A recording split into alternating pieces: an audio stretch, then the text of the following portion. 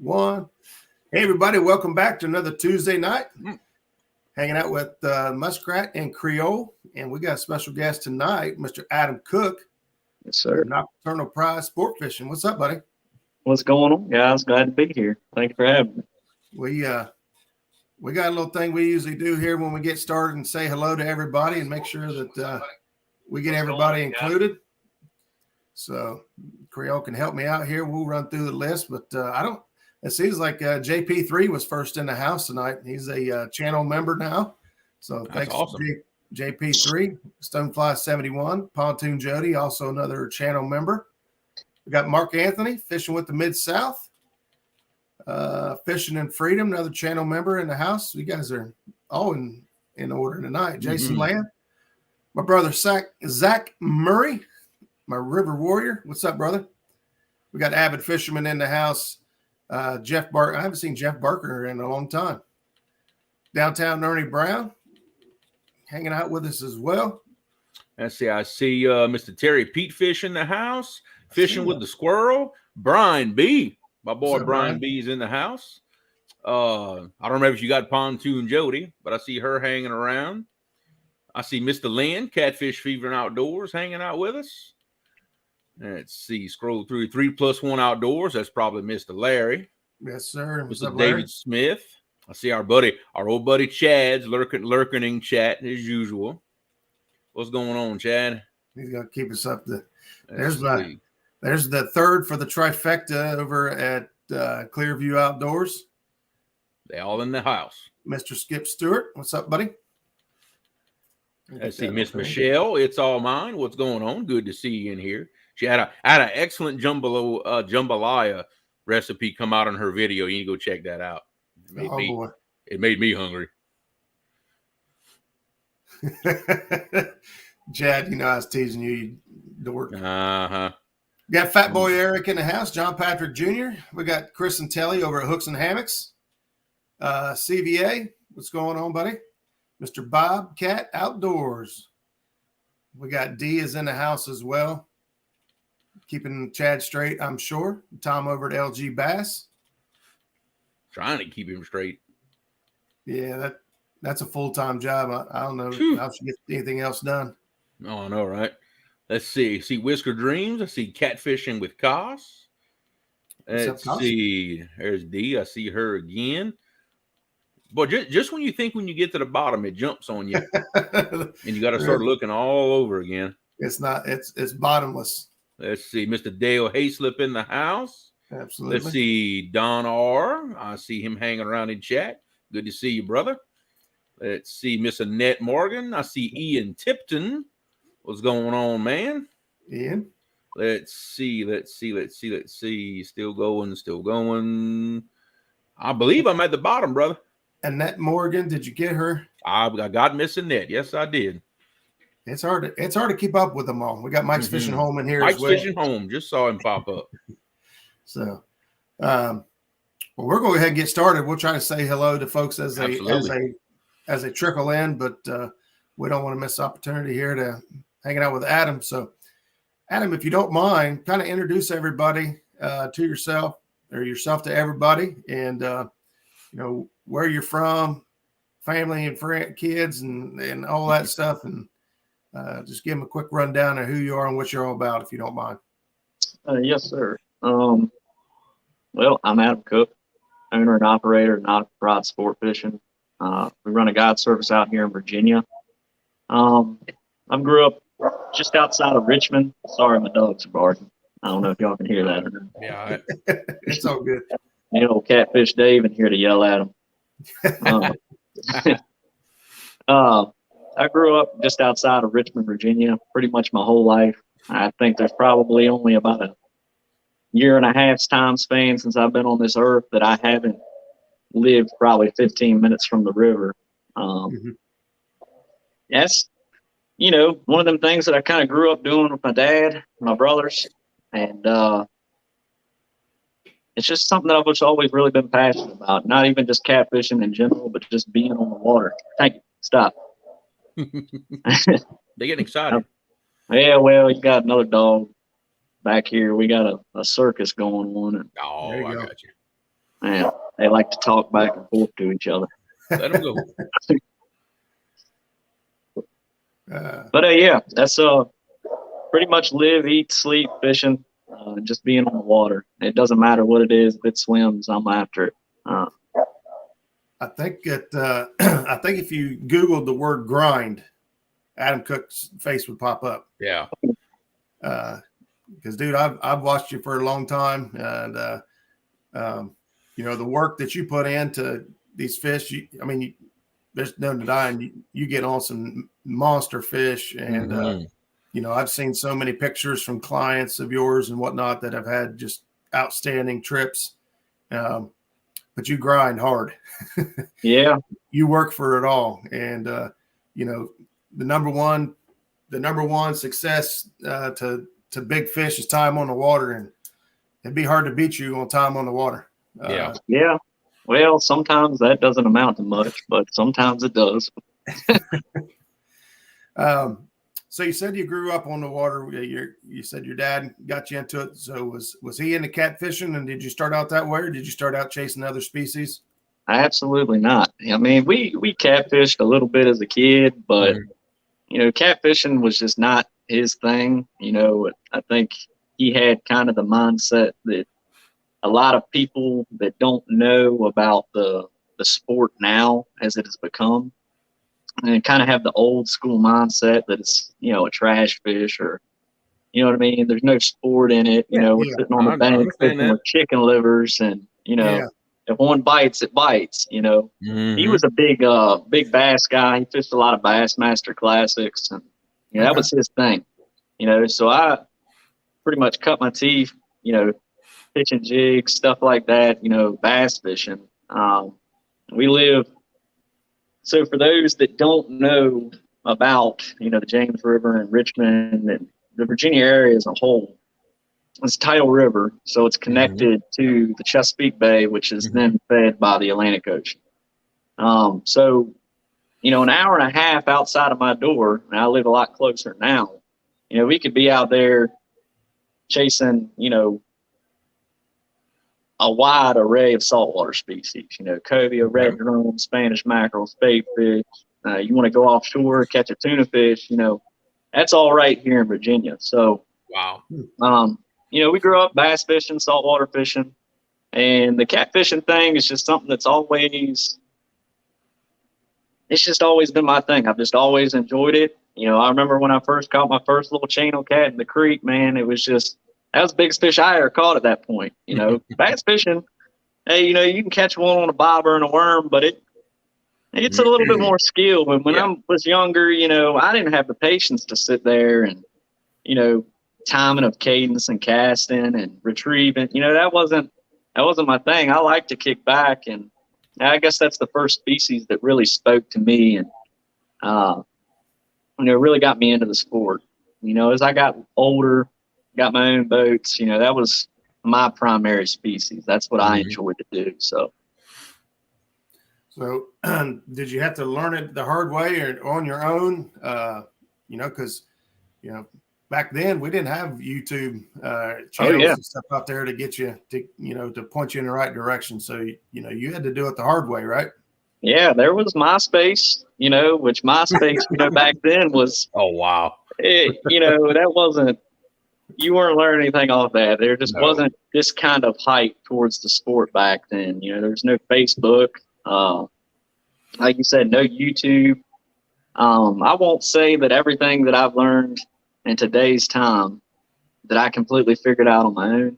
You know, I give credit where credit's due. I've picked stuff up along the way for sure that's helped me. But the overall concept and learning the species and really understanding why they do some of the stuff they do, I had to learn that stuff myself, you know, trial and error. You know, I've kind of seen the whole evolution. You know, I started out, I didn't even have a depth finder. I had a rope with knots tied in it every 5 feet, you know, just to figure out how deep I was. I was like, okay, well, you know, I'm fishing a ledge today. Most of my bites are coming deeper. Well, now let me step out here and let me walk down to 35 foot. Okay, I'm in 35 foot of water. Let me anchor up and see what happens, you know. So it's came a long way. I've kind of seen the evolution per se. You know, I stepped off of social media for a while.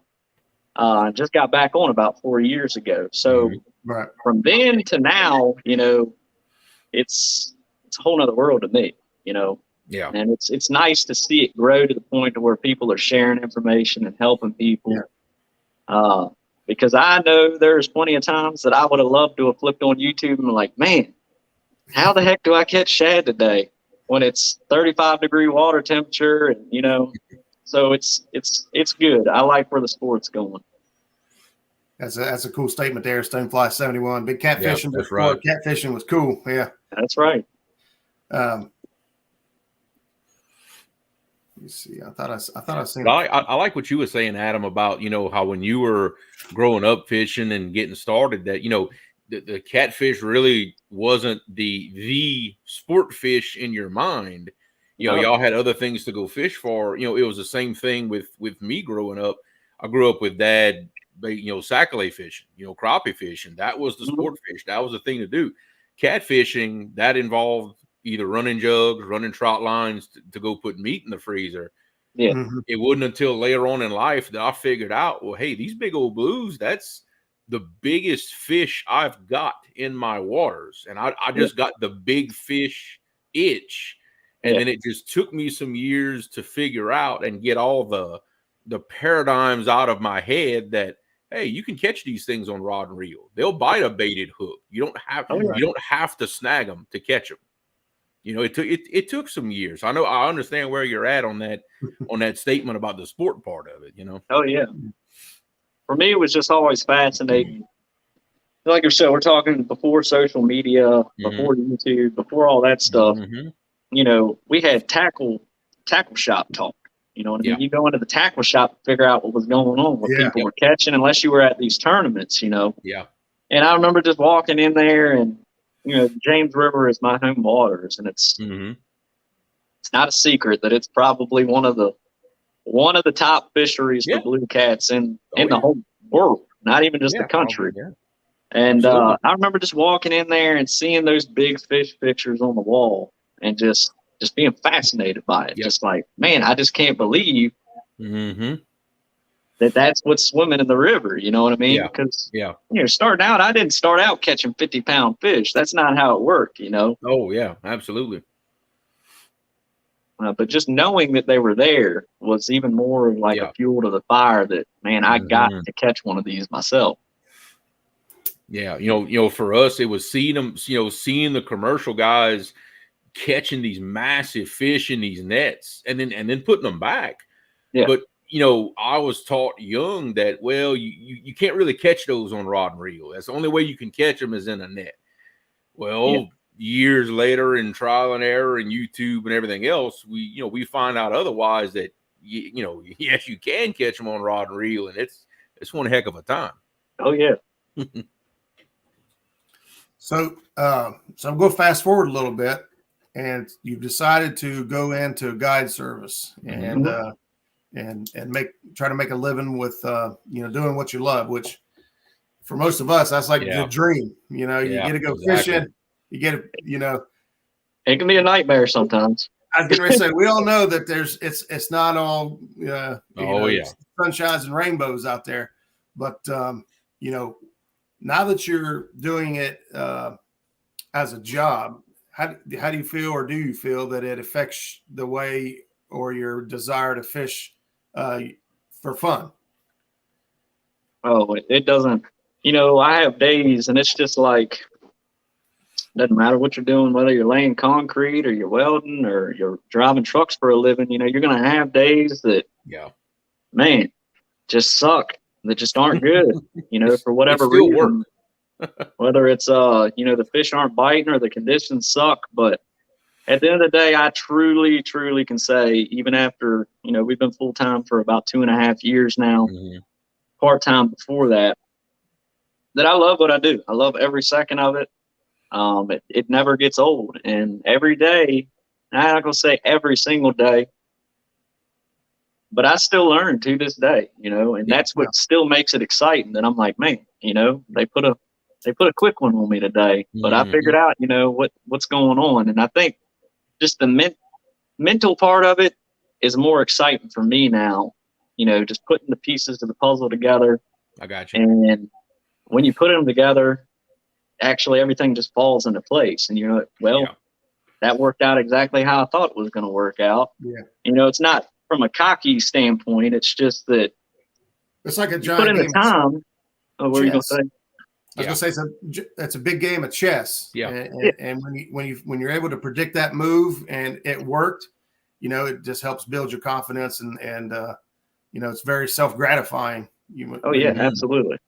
So hey, I want to say real quick, Abbott, thank you for putting Adam's YouTube channel out there, Nocturnal Pride Sport Fishing. Guys, be sure to go check out his channel. Man, your videography, you know, on your videos, the quality in your videos, man, is outstanding.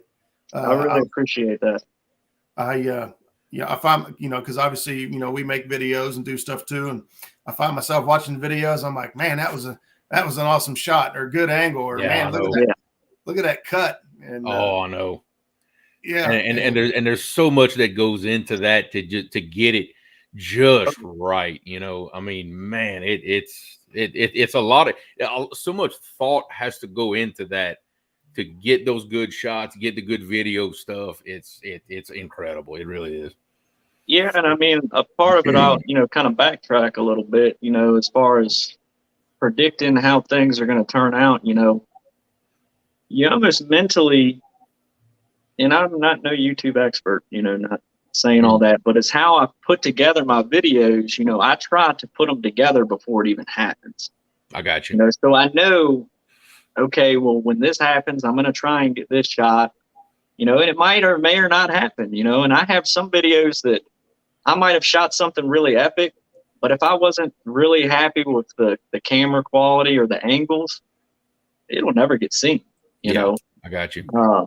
Even if you know, that means that I don't get a video out every week, you know, if it's just one of them things and I'm backed up and I don't have a backup or something like that. I try to be pretty picky and peculiar as far as what I put out there. You know?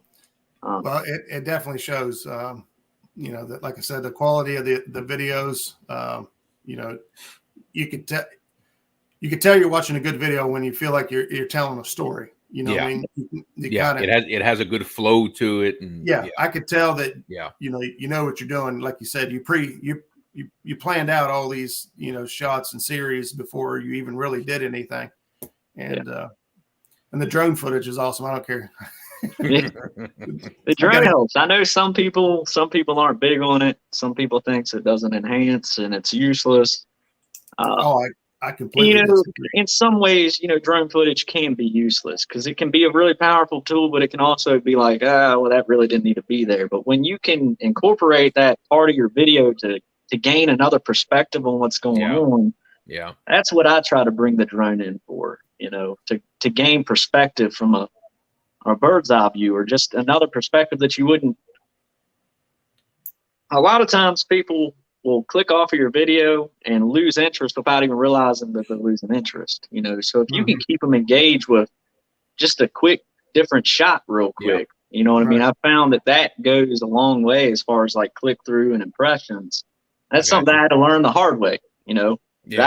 I'm not technology savvy, despite what it may look like. I'm not technology savvy, you know, so impressions and all that stuff is really new to me. And, you know, I've tried different stuff and I said, okay, well, that didn't work.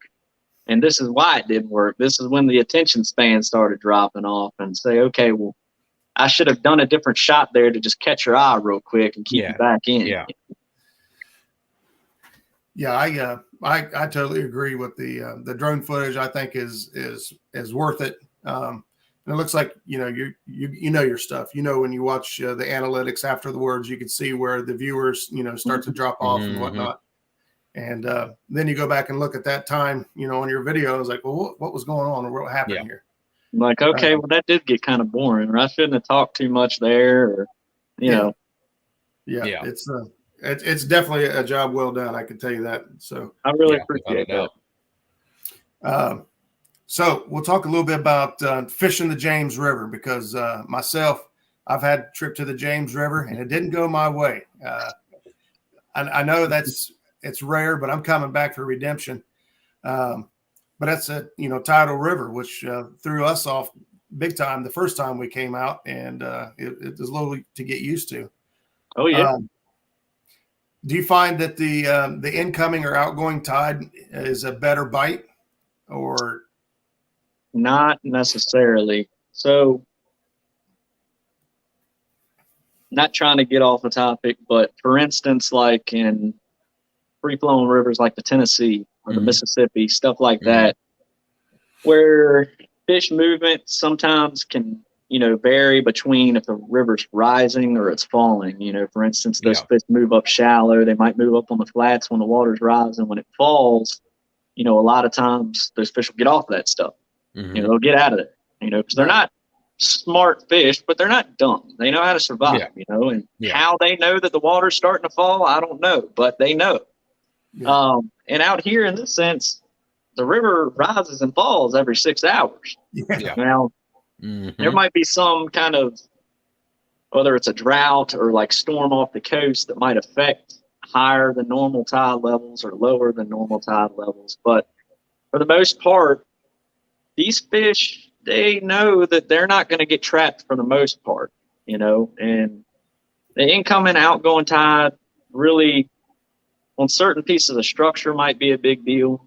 How you set up might be a big deal. But for the most part, if the fish are there and you can present your bait well to them, the incoming, outgoing tide really doesn't mean anything at all. Not in my opinion anyway. Okay. It does, if you want to get like really situational, for instance, right now, we probably had one of the coldest winters that we've had in about 7-8 years. We're starting to get ice in the backs of the creeks and the coves and stuff like that. Right. And on the outgoing tide, that cold water from the back of those creeks and the backs of those coves starts to come out into the main river. So that will affect the fish, but this is something that's very situational, and they'll follow that warm water back out to the main river and they'll go back deep again. But in a normal day-to-day, year-to-year basis, when things are, like I said, normal, we're having a really cold year here. Yeah.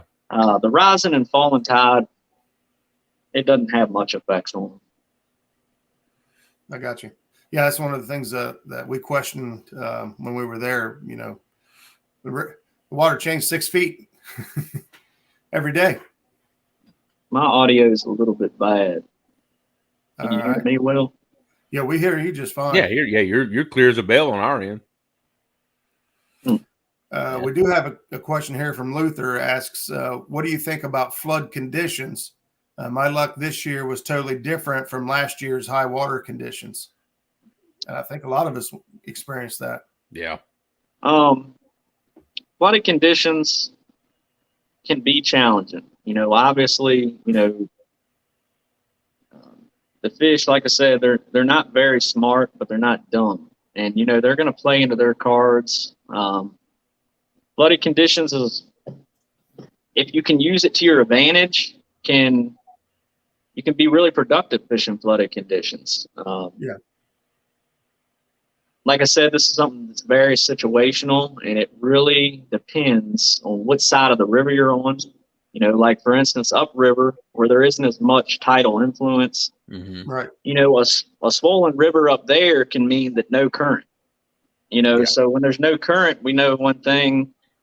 Well, most of us probably know that typically when there's no current and there's nothing pulling those fish down to anything, there's nothing moving the bait in a certain direction or orientation, those fish are going to suspend. There's no pressure on them. And suspend fishing, it's starting to become popular throughout the country, but, out there on the James, there's a lot of really old school fishermen, a lot of people fish on the anchor, and there's nothing wrong with fishing on the anchor, but sometimes that anchor bite just isn't there. Sometimes you got to try different stuff. You got to anchor.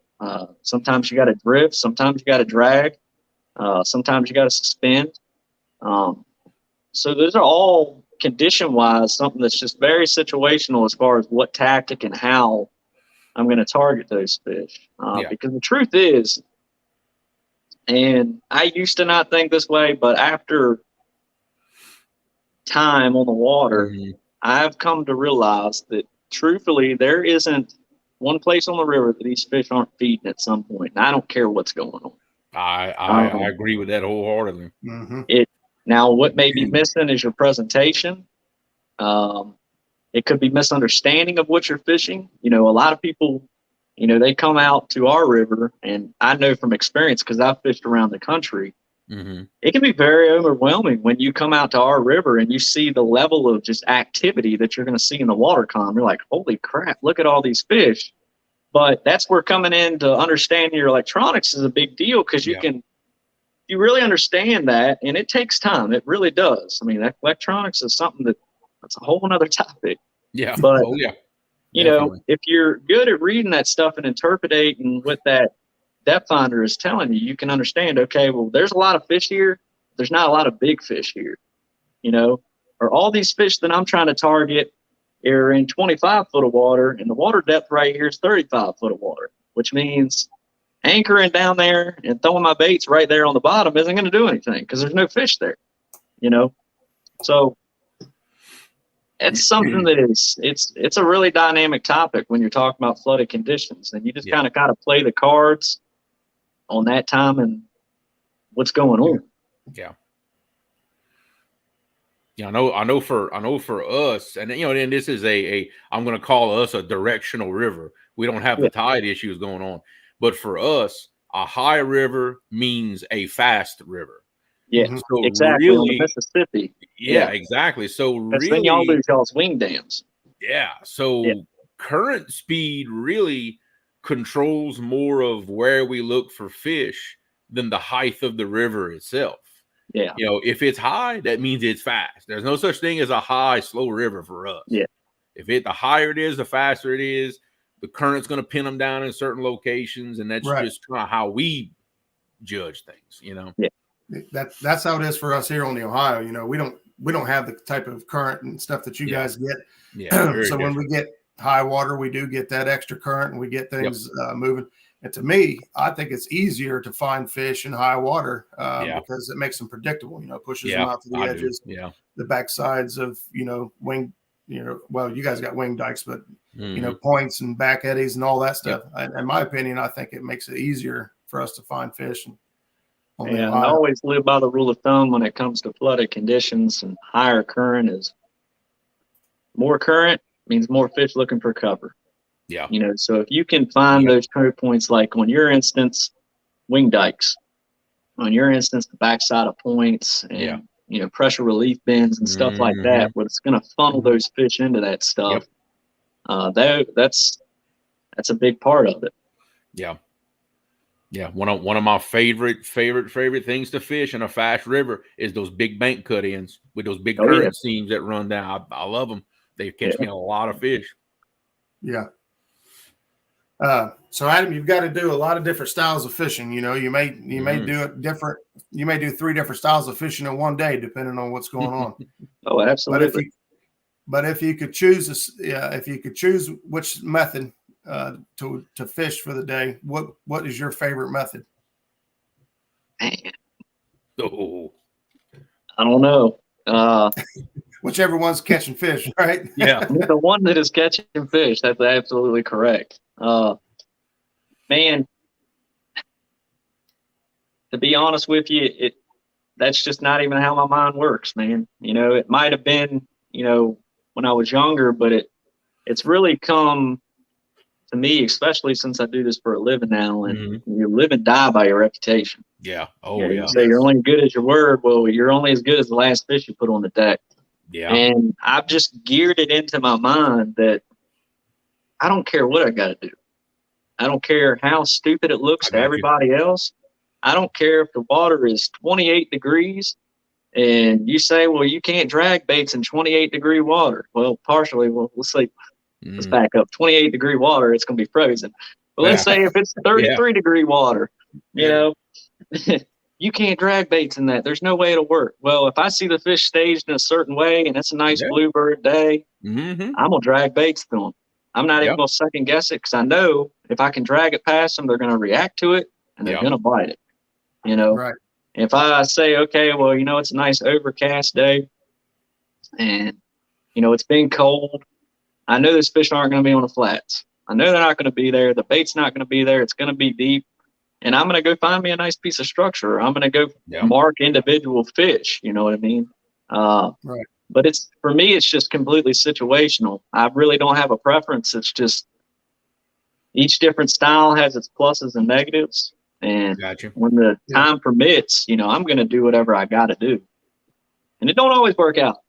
But, you know, I'm going to throw everything that I know that I can throw at them and see if I can make something happen. Absolutely. So, big fish. What is Adam Cook's big fish? PB. My personal big fish is, in reality, unconfirmed. I caught my big fish last year, and it was at the end of summer. I was actually supposed to have a guide trip. We can do the story time if you want to, or I can just tell you the big fish. Either way. Oh, hey, go for it. We love stories. Well, I was actually supposed to have a trip that morning, and it was the middle of the week. And they showed up, and it was like right at the tail end of summer where we were starting to just now get them cooler days. It was overcast, you know, just kind of misty. And these guys showed up. They were tourists. They were in town. You know, Virginia Beach isn't very far from us, and they were looking for stuff to do. They said, well, let's go catch a big catfish. They gave me a call. They show up to the ramp in flip-flops and tank tops and short shorts, ready to go like on a beach excursion. And I looked at them and I told them straight up, I said, you know, we can go out, but I'm not really going to want to come back to the dock in an hour. And, you know, I'm not trying to be rude, but price is going to be the price once we leave the dock, you know. Yeah. Because I could have booked this trip. This is my busy time of the year. I could have booked somebody else today. That's right. And I said, but if y'all want to cancel it right now, that's fine. We can cancel it. And they said, yeah, well, you know, you're probably right. You know, the wind was kind of blowing a little bit. It just wasn't very nice conditions for how they were dressed.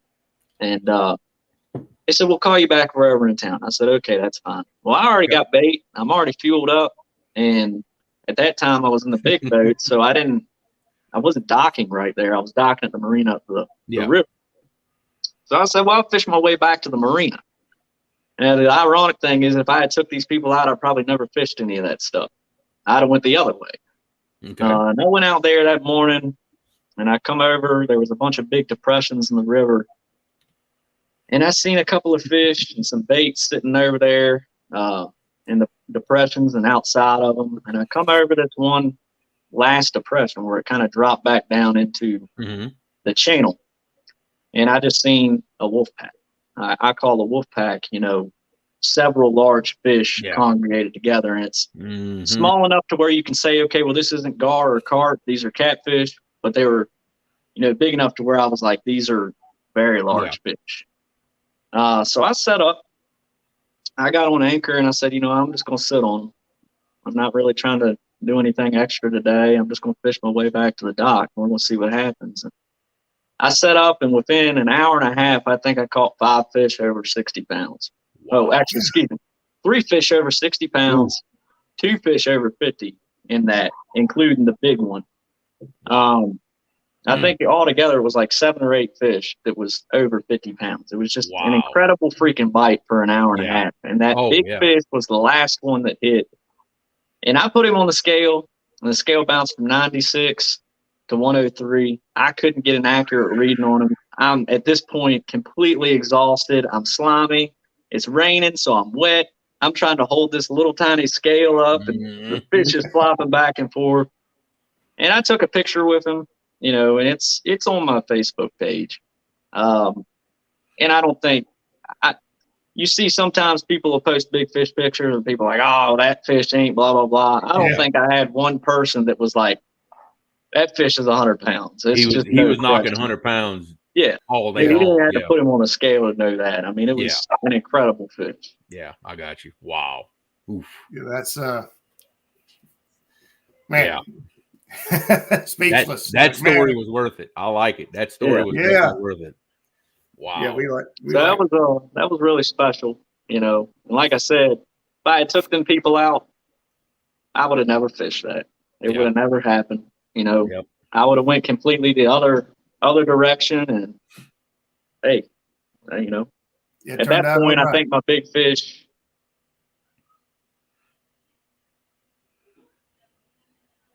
Actually, I didn't weigh that fish either, but I'd have to say it was high 80s, 90 pounds, roughly got you. around there. I mean, it was a Wow. very large fish. Yeah, man, that's Yeah. And That's people good. can say, well, how do you know, without? And the thing is, and I'm not trying to be unrelatable. I know a lot of people can't relate to that caliber of fish, but when you live in a body of water that you see several 80-pound fish a year, you see several 70, Yeah. countless 60s and 50-pound fish. You just know. Yeah. Exactly. It's just no Yeah. denying it. You know. Exactly. Yeah, that's incredible. Yeah, Zach, I know you're watching. We got to go back. We cannot take the defeat we've taken. we've got to get redeemed. Can't take that line in. New water's tough though. I mean that's I know I struggle with that in my own river. Just a different stretch that I've never been to before. Mm-hmm. I hardly ever do good the first time I go out somewhere new. It takes me 3, 4, 5 trips to kind of get the lay of it and actually start pulling fish out of it. That's absolutely. me, For sure. Zach's ready. Yeah. I knew it wouldn't take, it doesn't take much to get Zach pumped up to go fishing. He's like me. I don't blame him. Skip and Zach took a trip out there as well, and they didn't have much better results than we did. I think they caught more fish than we had. We caught fish every day, but we just couldn't find the quality of fish we were looking for. Yeah, we didn't get skunked by any means, but I saw this question coming. Well, yeah, I was fixing to highlight it. So, what time of year? So, let's say me or anybody here in chat wants to come out to the James River, and well, first of all, I'd recommend hooking up with Adam and save yourselves a whole bunch of time. Mm-hmm. Definitely, because I'm not going to get into your rates and stuff like that for I mean, unless you want to, but when you take the time to break it down, if you own a boat and you start adding up fuel cost for your vehicle and then your boat and then going and getting bait and then all that, and then you start thinking about it's a day, it's a work day for now it's like, okay, well, I struggle to get bait. Now what the heck do I do? Where do I even start? You know what I mean? Right. Exactly. It's worth it. I'm not trying to sell no trips here. I'm just saying it is worth its weight in gold. You know what I mean? To really grasp absolutely just how dynamic, you know what I mean, that place can be. I mean, and sometimes you can go out there. I've seen plenty of people roll up into town, never been here before, go out there and destroy them. Just it worked out. They landed in the right place, the right time. I'm not going to say that they were the smartest people in the world. They were just where the fish were, and it worked out. But don't always happen like that. No. Right. No. Right. A blind hog will find an acorn every now and then. Yeah, that's right. I mean, it happens, but you can't count on that. No. We did figure out how to get bait. It took us a little while to figure out how to get the bait. First of all, we didn't have gill nets, so we had no idea what to do there. We did borrow a gill net from somebody and use it, but we found our bait, in the back. I'm not sure what you guys consider them. There's kind of like just a big round pool of shallow water, and then when the water goes up, water what? Like dredge pitch, where they come in there and dredge the rock out, and it just basically leaves like a cove. Yeah. Per se. Pits. That's right. That's what Dan called them. Especially when the tide was dropping, when our water was dropping and it was just pulling water out, man, we'd sit right at the front of that little opening, and we throw the cast net a few times, and man, you guys got the giant shad, man. It's unreal. Was there a question there? I want to say hi to Sunfish Assassin, another channel member that stopped by. I want to make sure we said hello to him. Did you have a question up there? That was actually the one I highlighted. That was a testimonial from a customer, apparently, from Mr. Luther Harlow. Oh, yeah, okay. I know little Luther. His buddy came out and fished over the summer. I just got back from Mississippi, and I believe I got a nasty infection out there from where I launched the boat. This is summertime on the Mississippi. Yeah. And I had a cut on my foot, and I got a horrible infection. Yeah, where I had my dock boots on, that water just kind of sat in my boot all day and just didn't even think nothing about it. That'll do it. That laid me up, and that was like the day I came back, and I was in pretty bad shape. But they wanted to go fishing, so we loaded the boat up and we went fishing. All right, so I'm going to back us up a little bit and go back to that question. If is there a time of year that you feel is more productive for big fish? Now there's a double-edged sword here, because you want to book trips, so you don't want to say, yeah, I wouldn't even mess with it right now if I was, I understand. We're not going to say that, but if somebody wanted to book themselves a trip and come out and stay a week out and fish the James, is there a time that's better or worse? Because I know the time we came sucked. Well, the thing is just about any given day that you back that boat in the water, you got the potential out here to have a good day. And I don't care what time it is other than the spawn, You don't expect much during the spawn, but even then it can happen. The world record was caught during the spawn. That fish was caught in the heart of June. That wasn't on the James, that was on Kerr Lake, but it's still relative. It's the same state. It really, I guess it would depend on what you really want to accomplish. So you got 2 times of the year that are absolutely key, that on just about any given day, I can't guarantee anything, but I can guarantee that we're going to go out there and we're going to catch them because they're going to be dialed in. And that's the summertime and the wintertime. Summertime and the wintertime, the weather is very consistent here.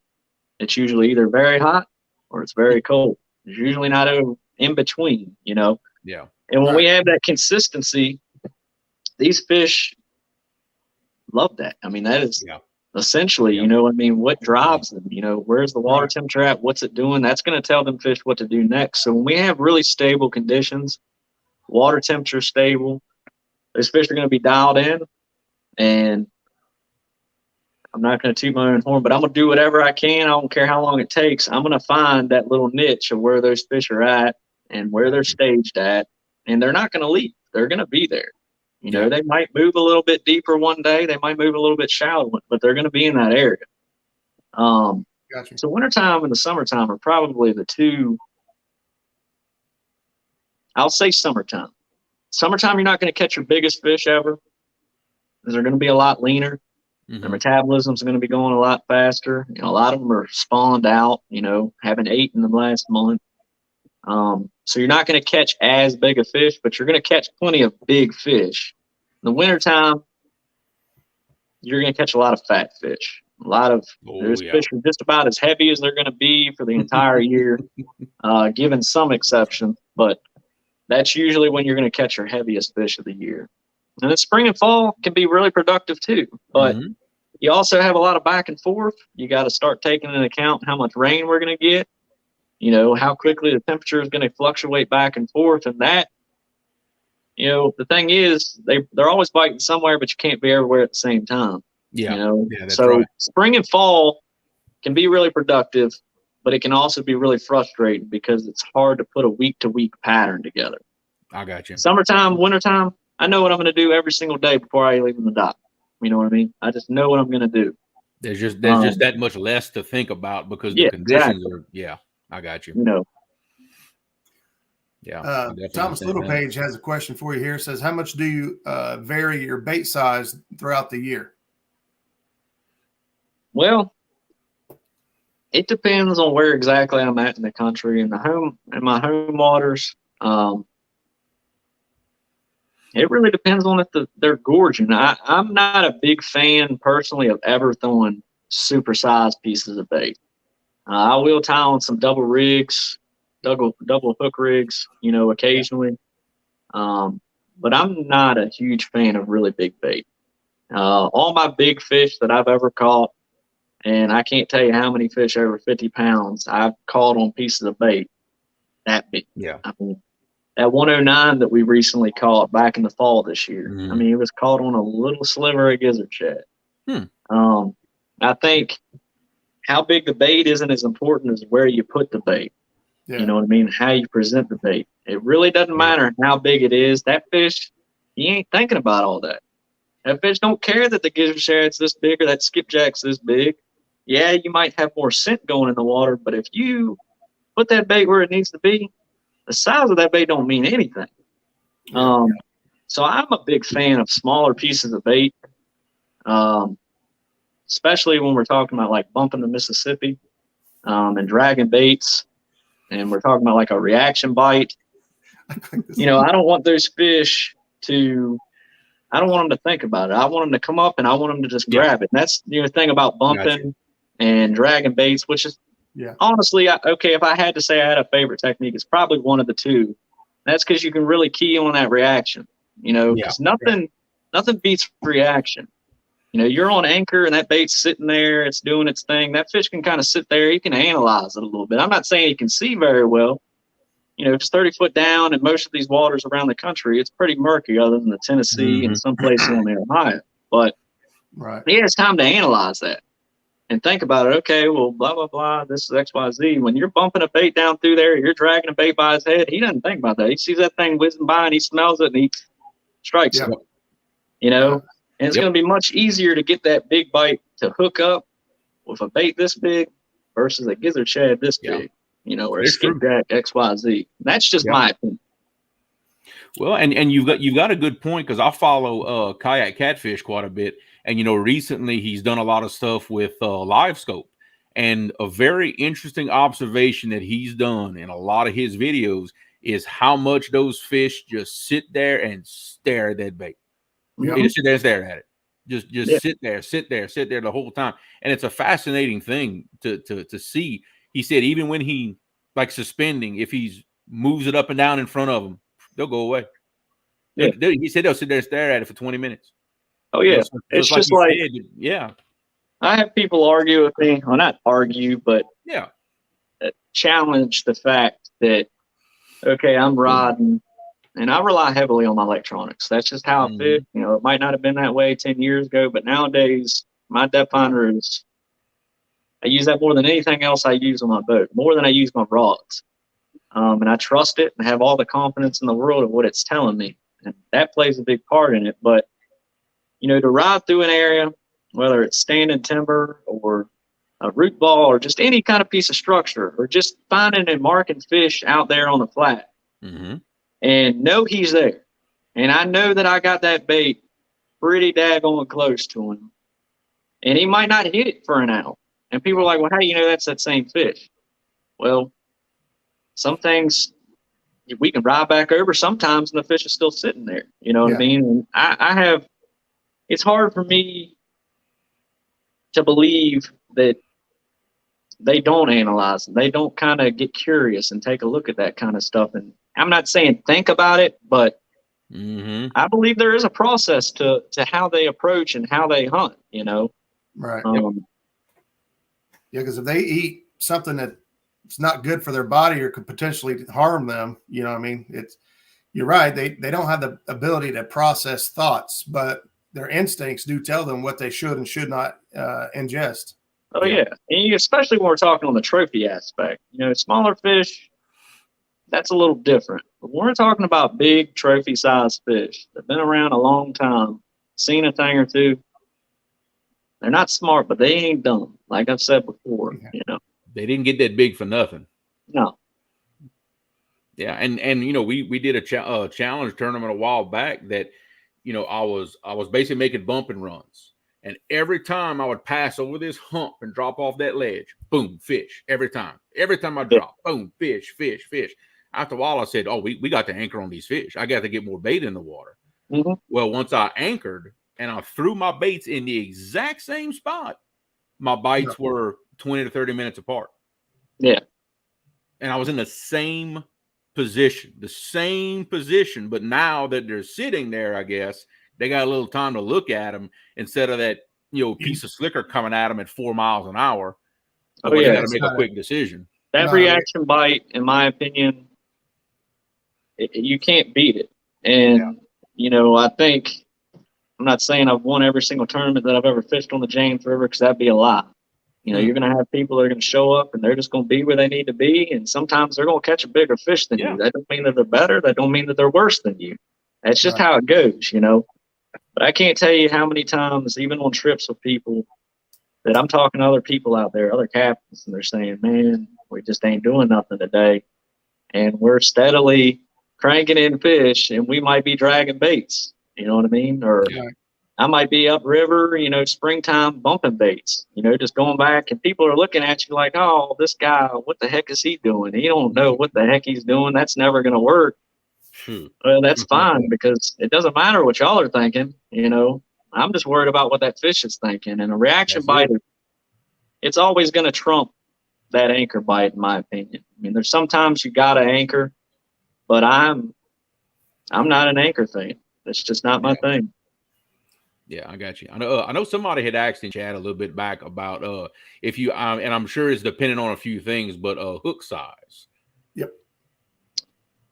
Hook size, in my opinion, it doesn't matter really what you use, what brand it is, as long as that gap is big enough to go around the lip palate of a 50-pound fish, 60-pound fish. Yeah. You know, after they get about 50, 60 pounds, even on some of my largest fish I've ever caught, that lip palate doesn't normally grow much bigger than that. You know, you might have some where, like, a male, it's kind of got a jacked up head. You know, he might have a big old meat mouth, but for the most part, if they get about 50 pounds, man, that lip palate don't get much bigger. Yeah. And maybe it's different on flatheads, maybe it's different on channels, but blues, you know, it doesn't really vary. So I look for a hook that is just big enough to clear that lip palate. And if it can clear that lip palate and it's got the right design that I like, I got you. You know, I got all the confidence in the world in it. Okay. So let's talk about that confidence, because you know, this is your source of income, and your gear has to perform. You know, if your fish are breaking off on clients over and over, or the reels are jacking up, that's going to cost you, like you said, your reputation. So what's your gear setup look like? What rods are you using? Reels, you know, mono or braid? And a question that popped up earlier: do you use Demon Dragon style floats, or any floats at all? So if you could kind of run us through what your gear looks like. So this is kind of a dynamic thing, because I'm just weird like that. You know, you can do just about every job with an adjustable wrench, but there's a reason that they make a gear wrench. You know what I mean? So I'm a big factor of matching what I'm doing. And, you know, sometimes, especially like in the spring and the fall, I never know what I'm going to do. I might be bumping, I might be dragging, I might be anchoring, you know, so rod preference really doesn't vary that much. But when I know I'm dialed in on a dragon bite, you know what I mean? Or I know I'm dead sticking 90% of the time. For instance, right now I'm doing a lot of dragging, and I'm fishing a lot of shallow water. So I'm using the medium Hellcats. And people are like, well, you're using the medium for the fish that y'all have. But there's a reason that I use the medium and don't use the extra heavy, because you never really know what kind of bites you're going to have, especially when it's cold like this. That's right. So I like the medium rods. One, because it gives me a little bit more action when I'm dragging. I don't snag up near as much because it doesn't set the hook. It's a much more forgiving rod. Okay. And fishing the shallow, when I'm actually going to anchor on those fish, I don't feel that they feel the tension nearly as much as they do with a stiffer, you know, S-glass blank rod. When I'm going to do a lot of anchor fishing, which I do quite a bit in the spring, but that's a little bit different, I will use a S-glass rod.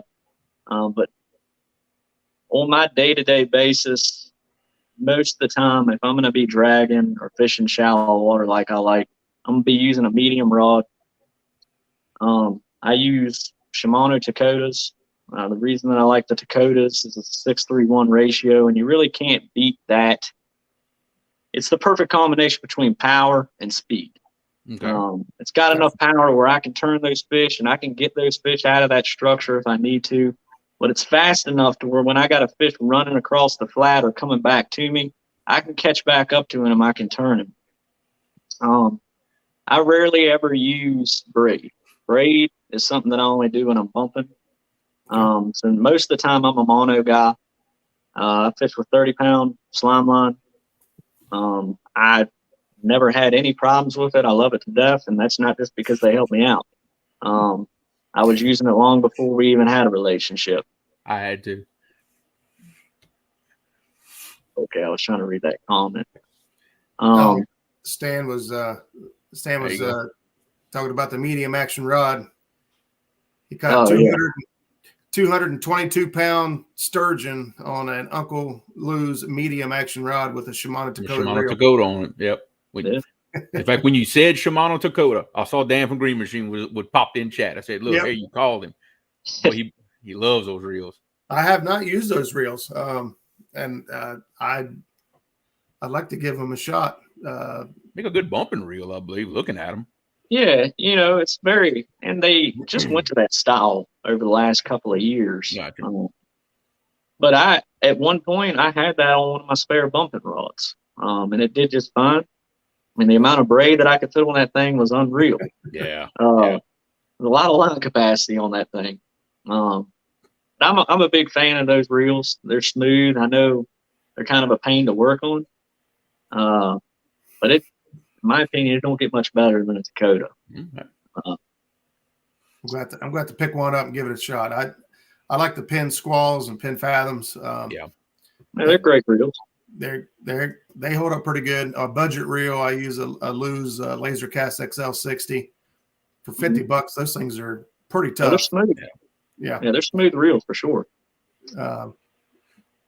But did you didn't say what type of hook? You said that you want one for the big enough gap, but what does that look like for you? A 50-60 pound tooth pad? You mean as far as brand or size? Either or. What brand do you trust and what size? So I've been with a lot of different companies over the years. Right now I'm freelance as far as terminal tackle. I don't represent anybody. I just use what I like. On a lot of my anchor rods, I have Rip and Lips 8/0 tournament grade circle hooks. Okay.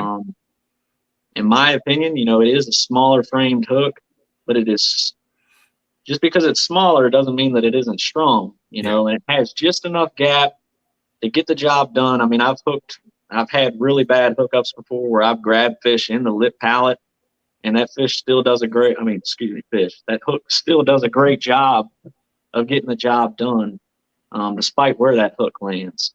But I also use a lot of BMC Kale hooks, Kale style hooks, kind of a hybrid. Right. I like, you can't do a whole lot of Kale. You can't use a whole lot of Kales with, dragging and bumping and stuff like that. You get too many hangups, but it ain't nothing like sitting there and setting the hook and a fish with a big old Kale hook and jerking him back up to the boat. Just crossing his eyes. That's right.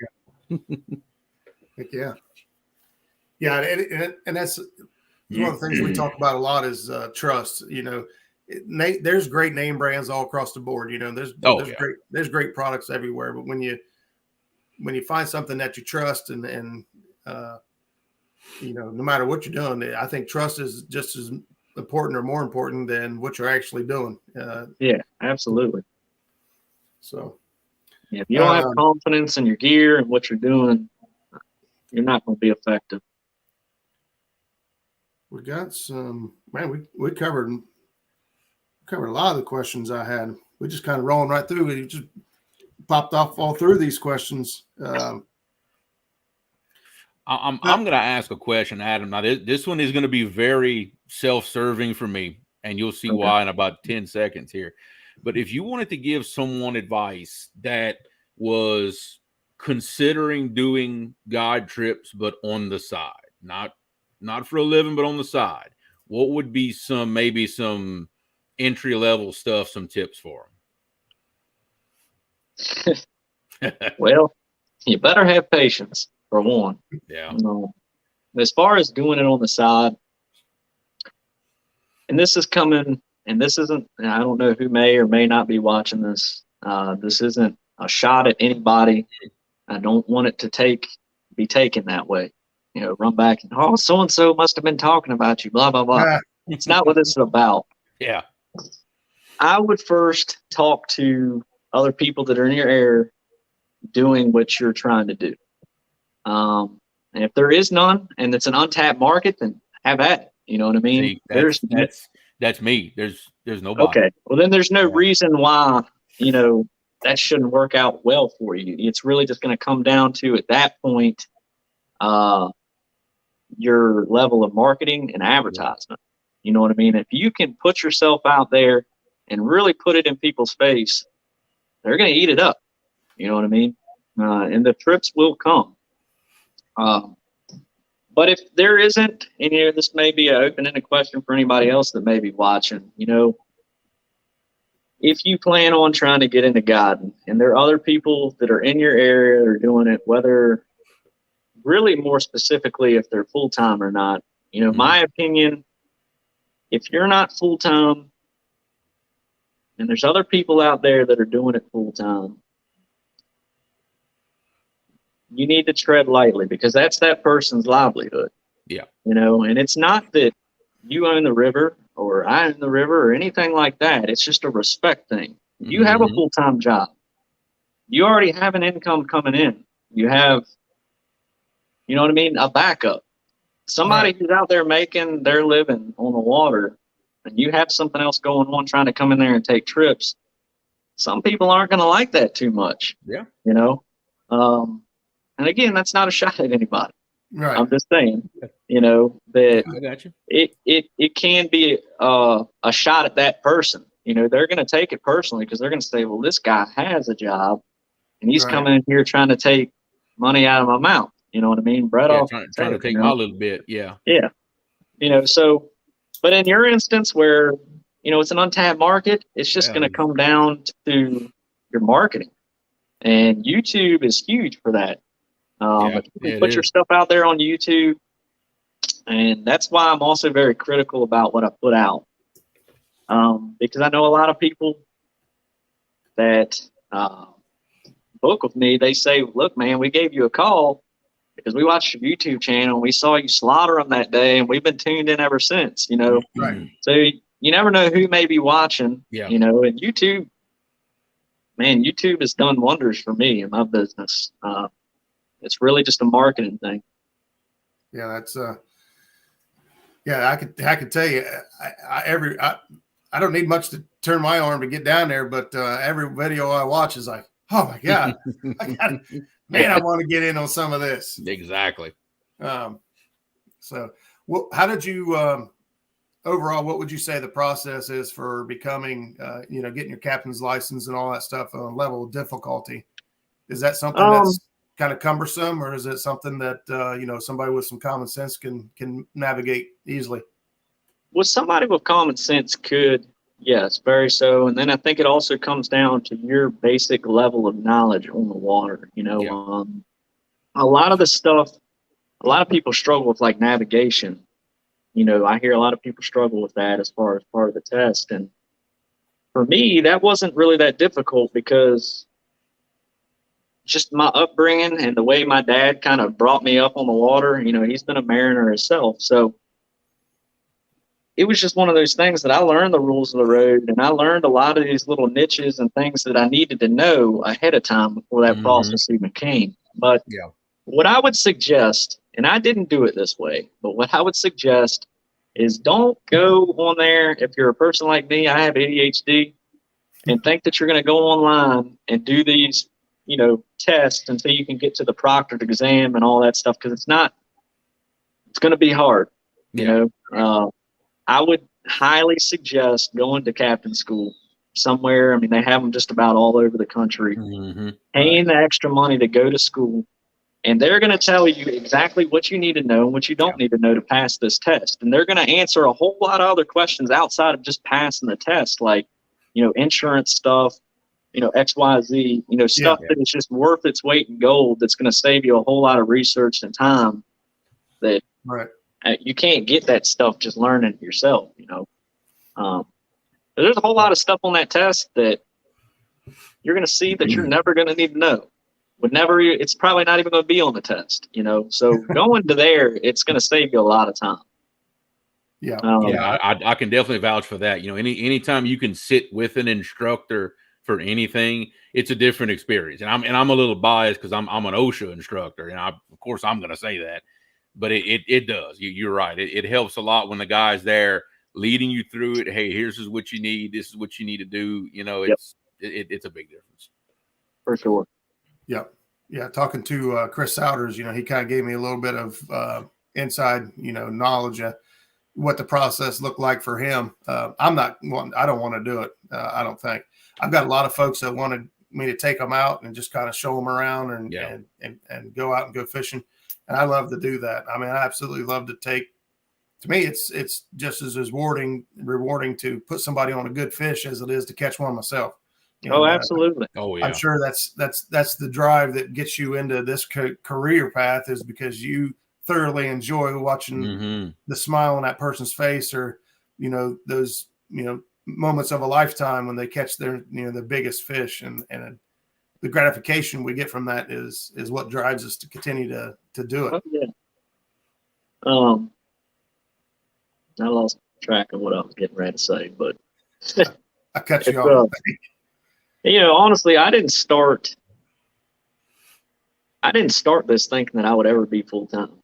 To be honest with you, it told me 3 years ago, you know, I've been doing this full time for about 2.5 years now. Just 3 years ago, prior to that, I'm like, there's no way in heck that I'm gonna make a living catfishing. It just ain't gonna happen. You know, it was just a part-time thing.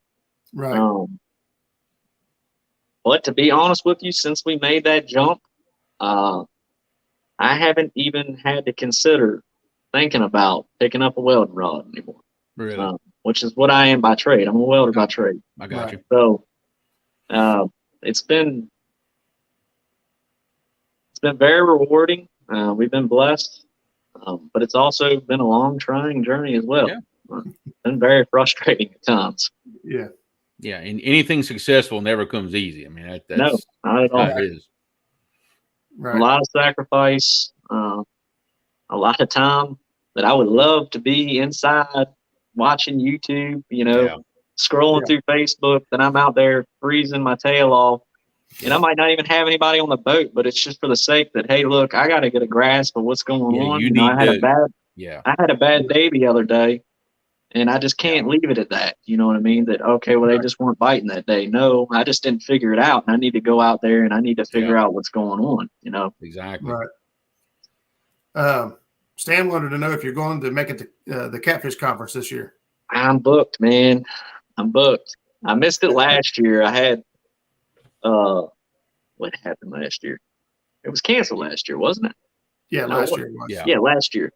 Yeah. The year before that, I had gotten something in my eye, like right before we were getting ready to drive down there, and ended up having to go to the daggone eye surgeon. They had to dig a piece of, I think it was a piece of metal or something. I was at the shop doing a little side job for somebody. I think I'm going to miss it again this year, unfortunately. I've been there. That ain't no fun having something in your eye. No, it isn't. Mm-mm. Yeah, I had retina detached from my right eye, and went blind in my right eye for a while. That sucked. Mr. Gadget wants to know, how many days a year do you fish? And on average, how many hours are you putting on a motor in a year's time? That must be a lot. Yeah. Well, not as many as I put on the trailer and on the truck. You know, after I get dialed in and I find an area, not saying that I won't run the river, saying that, but what I try to do is I try to find areas that is going to make my life easier. You know, that's a big part of when you do this, and this is a good answer for you as well, is make your life as easy as it possibly can. You know, don't go out there and rewrite the book if you don't got to. You know, if you know that, hey, on this section of the river, I know where they're at, I know I can go in there and I know I can catch them quick, then go drive your truck and your trailer down to the closest ramp and put in there. So honestly, that in itself really keeps a lot of hours off of my equipment. Which that, you know, I said my depth finder is the most used tool in the boat. Really, the boat itself is, Yeah. and without that, I'm not making money. Nope. Yeah. Nope. So I have to be really mindful of that. Now, I fish probably on an average. Some days it's 7 days a week. Sometimes it's 3 days a week. But the average is probably 4 or 5 days a week. I'm on the water somewhere. And it may not even be the James River. I might get a wild hair at my sleeve one day and wake up and say, you know what? I'm going to go to the Potomac. Or I'm going to go to the Rappahannock today, and just go, There's a lot of good water out there, man. Oh, it is. It's Virginia, man, is even beyond just catfishing. You like to fish, it's the place to be. Yeah. And it's open water year round. I mean, some places way up there on Potomac, it'll freeze up. And we got some places now with this really cold winter we're having that are freezing up. And then, like I said, I haven't seen that in about 8 years now. Yeah. But for the most part, the main channel is still navigable, and you still can get out. So, yeah, we've seen some live streams. I know Chunky was in here. He had some big chunks of ice floating down the river. Matter of fact, he just got set up, got all of his lines out, and a big chunk of ice came down, wiped everything out. Yeah. Lost everything. True story about this. So before I even realized the river was freezing over, I put the boat in that morning, and I seen some ice at the marina. I said, okay, well, it's a little ice. That's cool. Haven't seen that in a while. And we're fishing. We fished all the way until the night when the sun was going down. And I said, you know what? Before we go back, let's go up in this little cove. It had been nice, and I thought it was warm that day, but I was bundled up. I said, let's go back in this cove and to see if we can pick off one last fish. And they were like, yeah. Let's stick around and see if we can do it. And we went in there, and I got about 50 yards in there. And the next thing you know, I ran into this. The whole back of the cove was frozen. It was completely frozen. I had no idea because it was black. It was dark out. And when I hit it, I didn't know what I did. I didn't know if a bomb went off. I had been shot. I didn't know what the heck happened. I know when we hit it, it woke me up really freaking quick. And I just couldn't believe it. Like I said, it's been about 8 years since it's been as cold as it has here.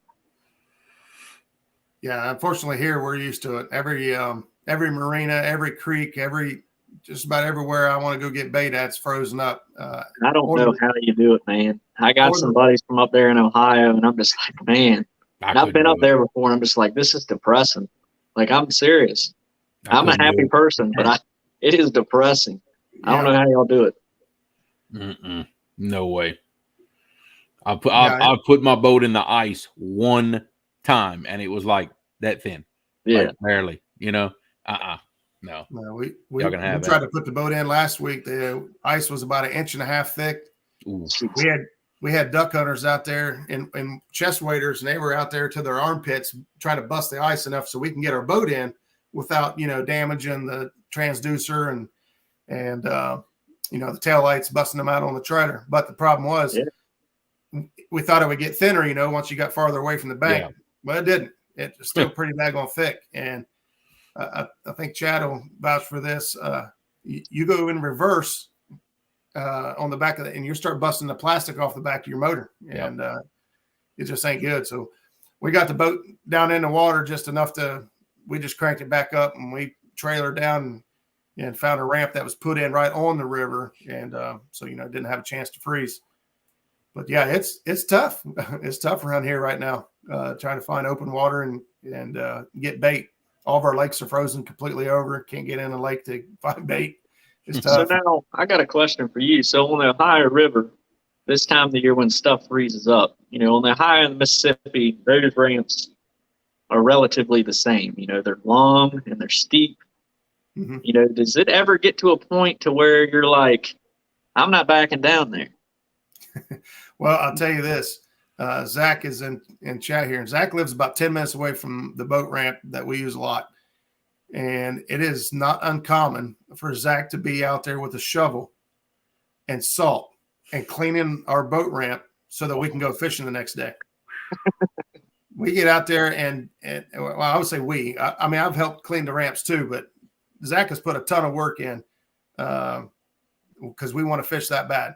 Yeah. He's got out there and shoveled it off by hand and salted it, and then came back the next day and shoveled it some more and salted it some more, so that when Saturday came, we could put the boat in the water. Yeah. So there are, some bad instances like that. This weekend's going to be real touchy. We've got a lot of ice and snow coming. So this weekend's going to be, we're just going to play it by ear. We've already been talking about plans for this weekend and if it's going to work or not. And we're right on that line here on Southern Ohio where it's just kind of teeter on ice and rain. So we're just going to play it off. But yeah, it's pretty frustrating. There's a lot of, marinas that we like to put in at. Can't, our options are very slim. Yeah. Right now. Yeah, I remember seeing them ramps for the first time, and I was just like, I'm not feeling this, because our ramps aren't like that, and even on like Kerr Lake, okay, so there's some steep ramps because the water level fluctuates, but not like some of them places out there on the Mississippi and Ohio where I'm like, man, I'm not backing down there. And I'm seeing everybody else put their boat, and I was like, I guess I don't have a choice. I got to put it in here. Man, there's Hilljack catfishing. Man, I haven't seen him for a long time. What's going on, bro? It's been a while. He had a good question here. Ask what kind of boat you're fishing out of. So currently I'm fishing out of a 20-foot Triton, bow rider style boat. That boat it's far away from how I bought it. I actually bought that boat that I'm fishing out of primarily for $700. Wow. Boat, trailer, everything. Granted, it didn't have the same motor. I mean, I've completely redone the entire boat. I mean, you wouldn't even recognize it if you saw the original pictures. But I fish out of a 20-foot Triton right now. And I have a 28-foot Sportcraft center console with twin outboards on the back. That's really my saltwater boat, but I got you. I've been so busy the last 2 years on the river, I really haven't had a whole lot of time to go saltwater fish. So when I get that itch, I hop on somebody else's boat and go. There you go. I think you passed us when we was out on the James when we had our trip out there. I think we saw you go by once, and if I was right, I think you were fishing late night over in Deep Bottom the same night we were fishing. It's possible. Yeah, I'm pretty sure it was you. But that's a tank of a boat, man. That thing's big. Oh, she's a big one. They're actually getting ready to go up for sale, both of them. I don't know what we're going to get into next, but I know I don't want to finance a boat. Not with. I'm not going to get political on your show, but I don't know what the economy is going to look like in a year. I don't know what it's going to look like 2 years from now. So I really don't want to have to decide whether I need to feed my family or pay a boat payment. So there you go. I don't blame you there whatsoever.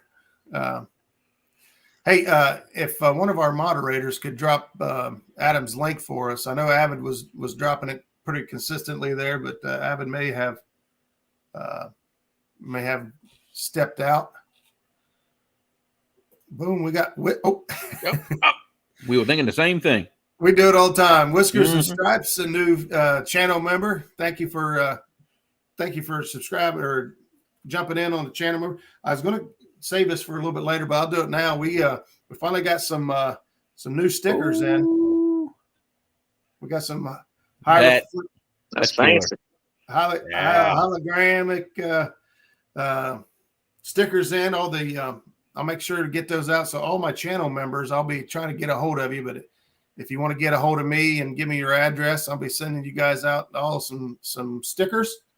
And then I've got, like I said before, I've got a whole pile of folks that have sent me stickers.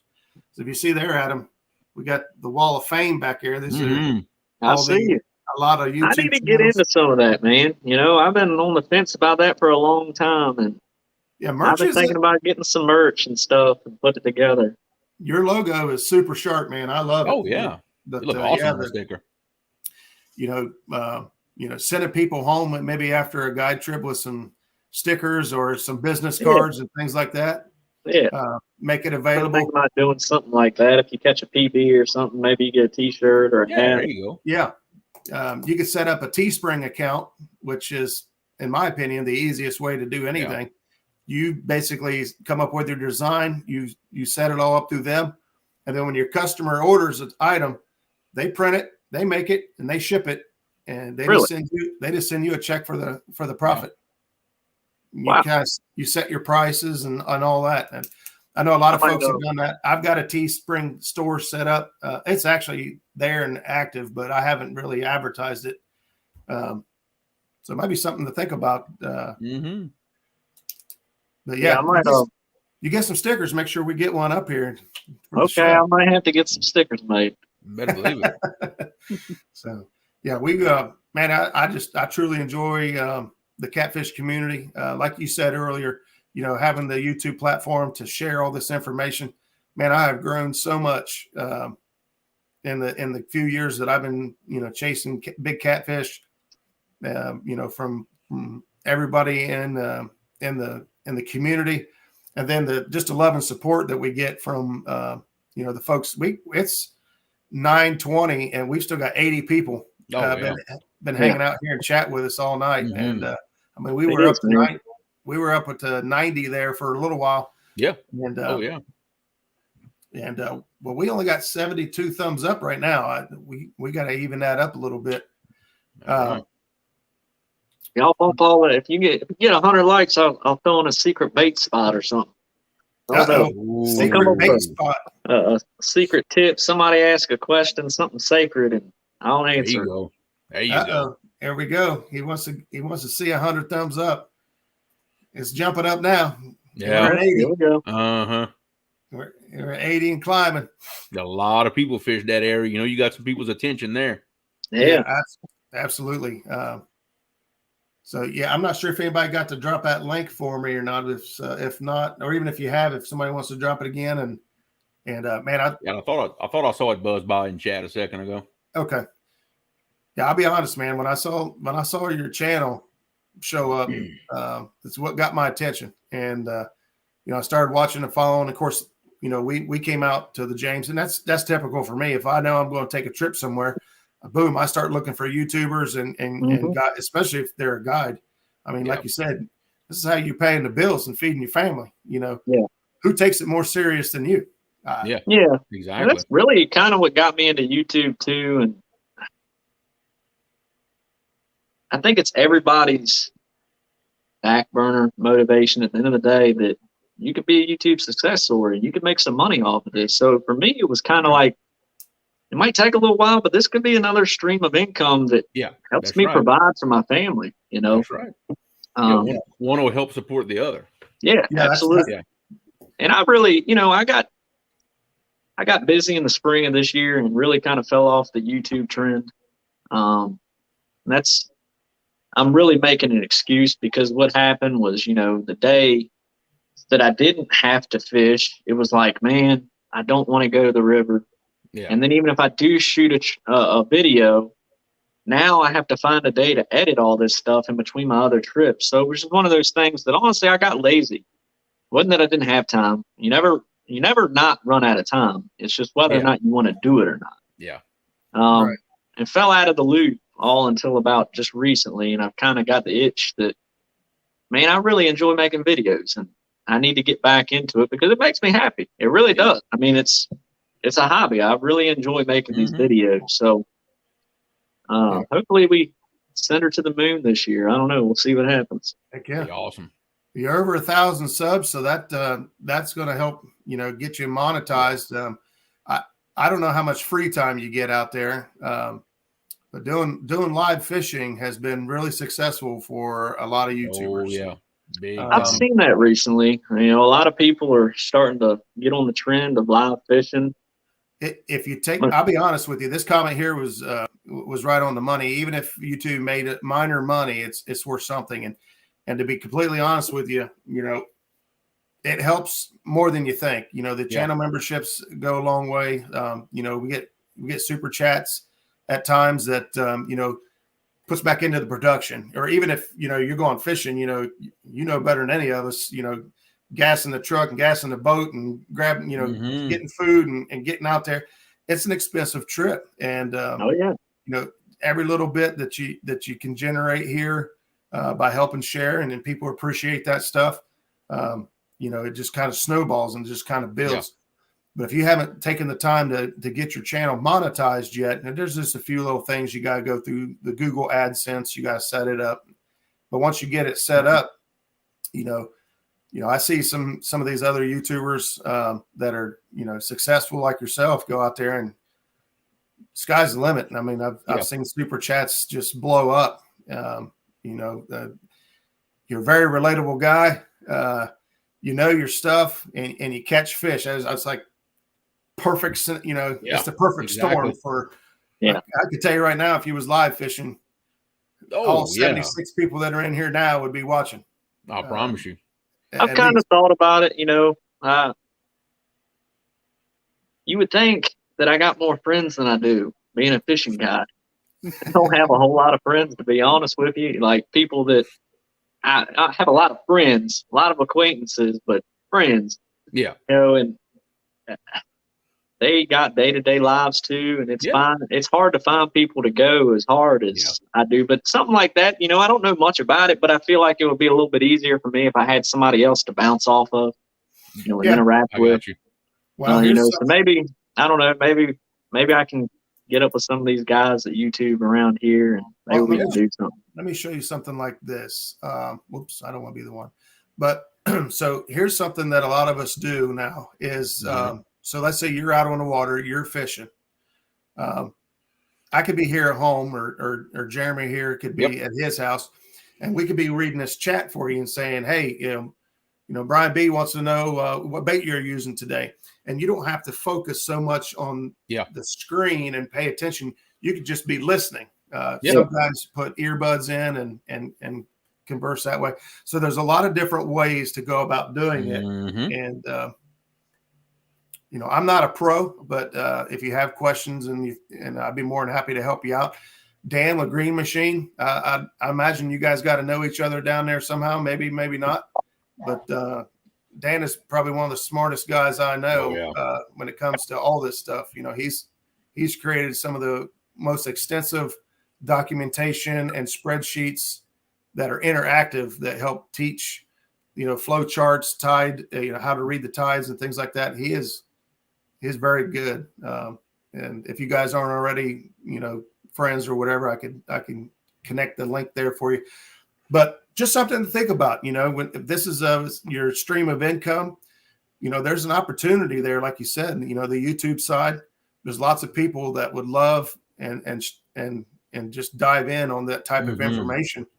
And, at times they, show appreciation monetarily, and it just helps. Oh yeah, that's right. And really the equipment to go live to me is less extensive than to film a video. All you need is a cell phone. It's really all you need. It's not, the equipment's not hardly anything. Yep. About the only accessory I would recommend is a external mic. And they sell like a little mount that you put your phone in so that you could put it, your dead cat on there and contain wind noise. Because we all know audio is just as important or more than important than video when it comes to, to video production or live streams. Yeah, like I mentioned earlier, it may look like some of my pictures and some of the stuff on YouTube that I might be this technologically savvy guy. But, I followed what you were just saying, but a lot of that stuff, I'm like, I'll have to hit you up at some point.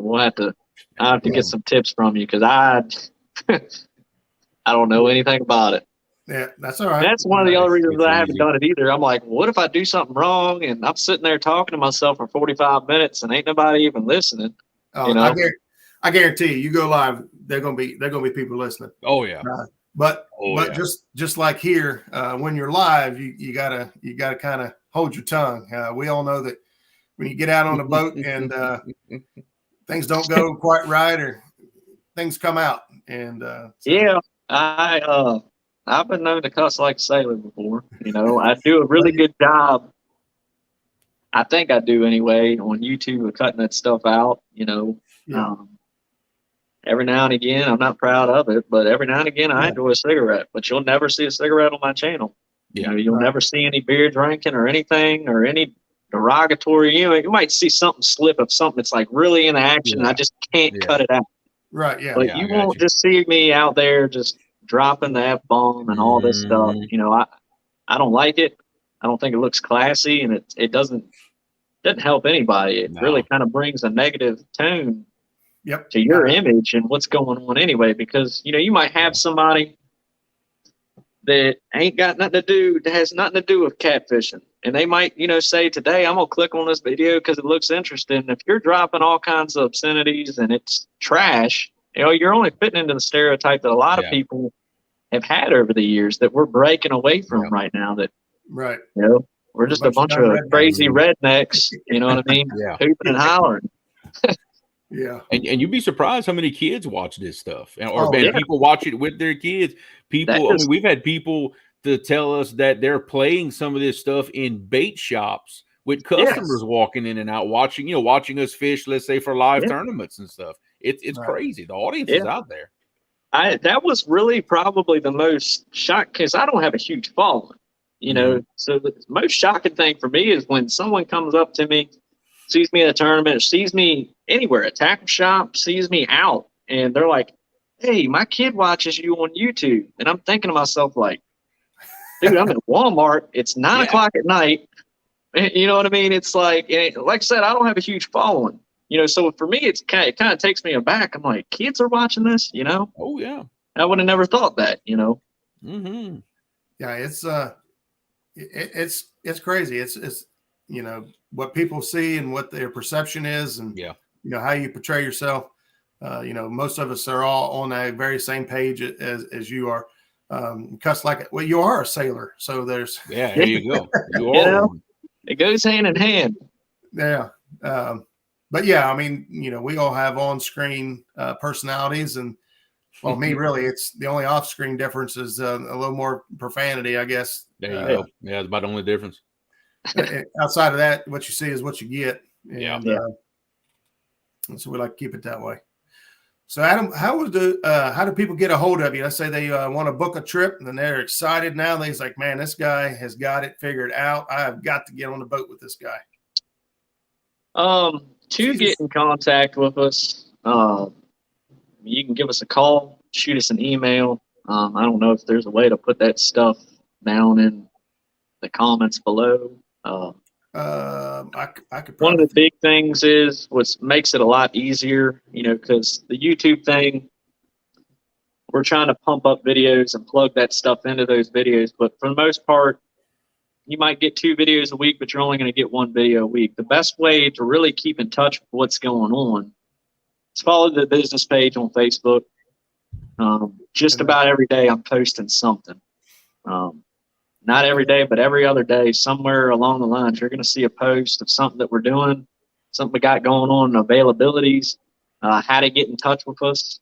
Like I said, I don't know if you have a way to drop that down in the chat or. Could make a banner real quick. Yep. While you're doing that, I'm going to grab the link for the Facebook page here. Okay. You got an email address you want to? I can put up like as a banner on the bottom of the screen. Yeah, nauticalprod@gmail.com. Well, that's easy. And while he is getting that typed in there, I'm dropping the Facebook page now. So if you guys see that link there, this is the Facebook page. So you could go join, and you can kind of keep up with the action that's going on over on the James River and what's been going on Nautical Pride Sport Fishing. And then you can message Adam through the. There we go. There we go. There you go. Message Adam through the Facebook page and work something out. So, what do you think about that? Yeah, look at it. I just figured out how to do that. See? We're talking about. We're all learning stuff today. That's what I'm talking about. No, Freddie knocked me off my stool there. He says he's not a sailor. Us sailors sail the ocean blue in the U.S. Navy. Man, I've been known to play out in the Atlantic Ocean a time or two. There you go. I'm actually probably going down next week, and we'll see how much extra filming I can do. But I'm going to film for a buddy. He's a charter captain out there at Holden Beach. And what is that, North Carolina or South Carolina? It's somewhere right there on the line by Myrtle Beach. And we're going to go do some bluefin fishing. I'm going to do some filming for him and for his business. And hoping to get some good shots for my YouTube stuff. Maybe I'll get a video or two out of it while I'm down there. So Taking the drone, I'm sure. Oh yeah, we're gonna be. Hey, well, I've still got 70 people in here. I'm going to help my buddy out here, Clearview Outdoors. He says, Adam, thanks for sharing everything you've shared tonight. It's been a lot of information. I'm truly grateful. Oh, absolutely. If there's anything else, anybody in the comments might have a question. I don't even care how silly it is or how basic it seems. You know, you got to learn somewhere. Yeah. Yeah. And like I said, you know, there's plenty of times over my career, I guess you could say, as a fisherman, even from a kid, that I just wish that I could have reached out to somebody and been like, man, I'm just stuck on this. You know, there's some kind of trick to this, you know.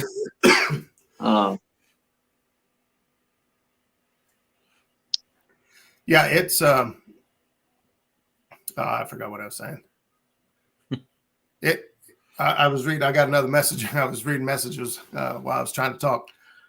Yeah, it's been amazing, you know, the type of information and how willingly everyone is to share that information. You know, it's, you know, myself included, and Adam, obviously you coming on here and sharing so much information. We truly just enjoy watching other people be successful. Yeah. Whereas, you know, a lot of other, you know, sports, any sport out there, or, you know, fishing, you know, bass fishing or anything, you don't see this type of community where you just truly want somebody to succeed. And for me, it stems mostly from conservation. I want, you know, like we talked before the show, you know, we've got the commercial fishing going on down here that's made it really tough for us. And so for me, the conservation and to ensure that there's going to be catfish to fish for later in life, and that my kids or grandkids are going to be able to fish for these fish. People get excited about catching fish when they catch fish. And if they're excited about catching fish, now they care about catching fish. And it just kind of snowballs on from there. And I just think that, you know, a lot of good comes from what we do and how we're doing it. Yeah, absolutely. I got off topic there real quick, but I was going to get back to Clearview Outdoors. My buddy Skip, he started a new series on his channel about reel maintenance.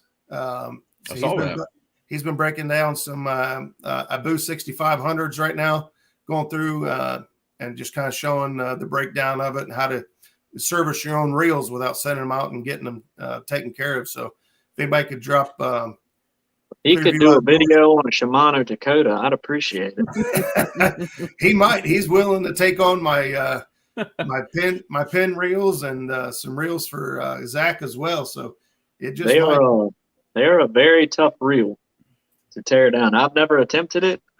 I don't have time for that, and that just isn't my thing. But I've heard from everybody that I've ever had service them tell me that they're very difficult reels to maintenance.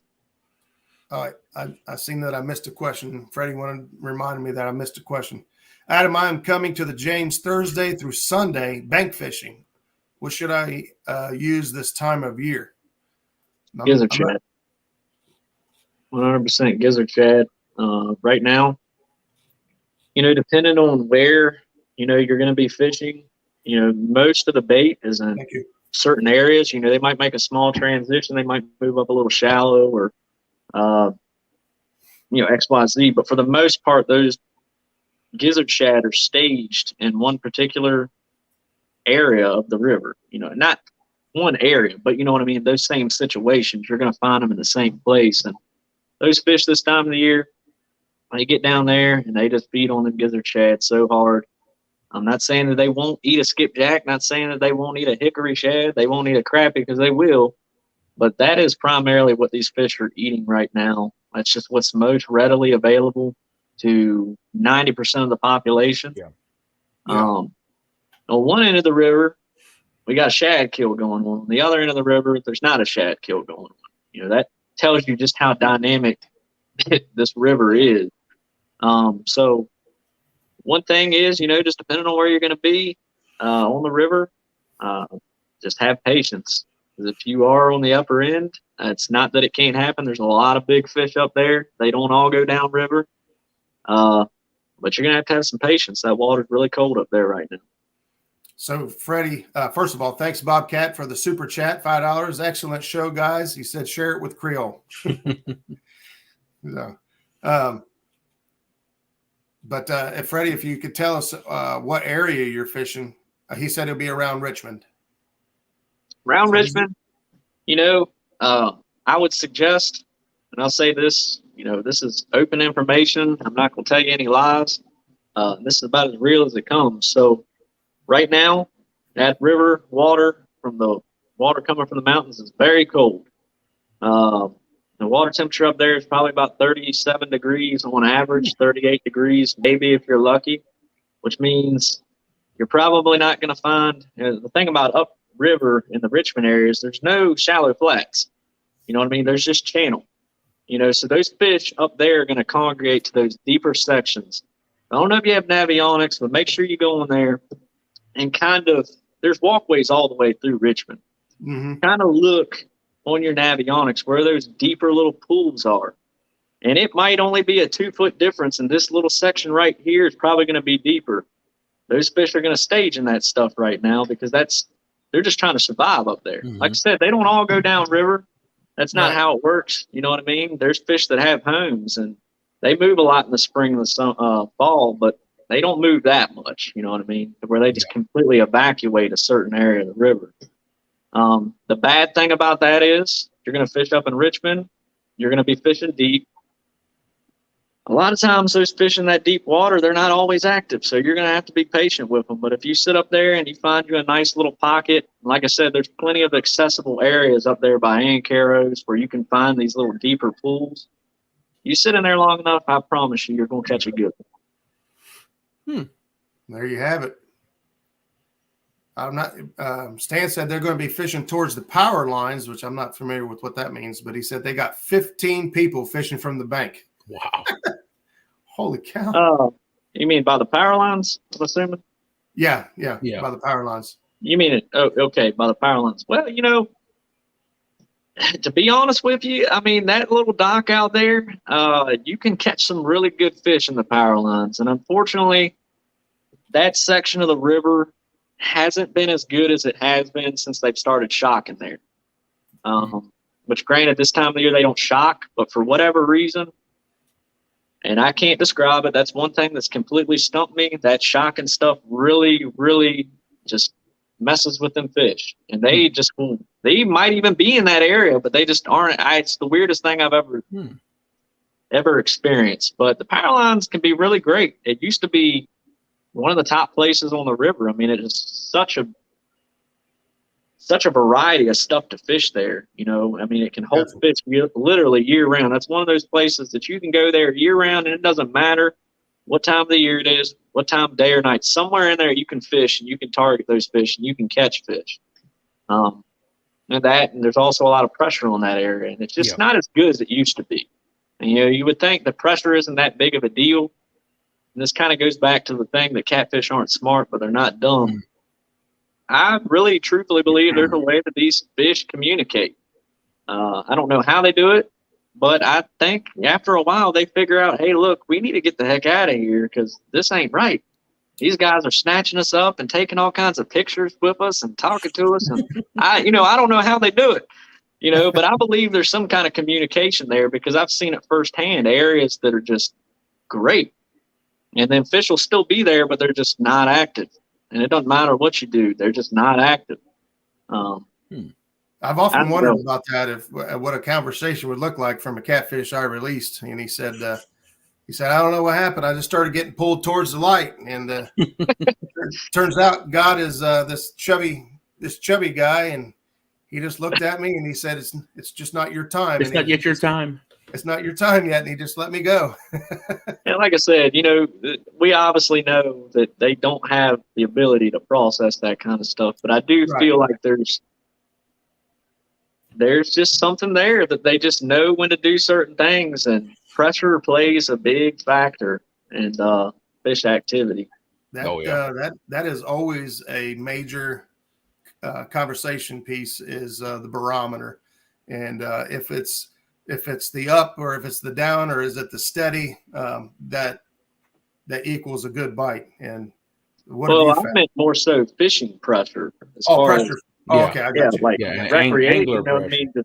You got commercial fishing, you got Yeah. recreational guys. You also got to think the power lines. It's very obvious. I don't know how many YouTube videos are out on the James River, but there's 3 scenes that I guarantee you probably seen. That's the Dutch Gap Power Plant. You've probably seen the Benjamin Harris Bridge, and you've probably seen the power lines.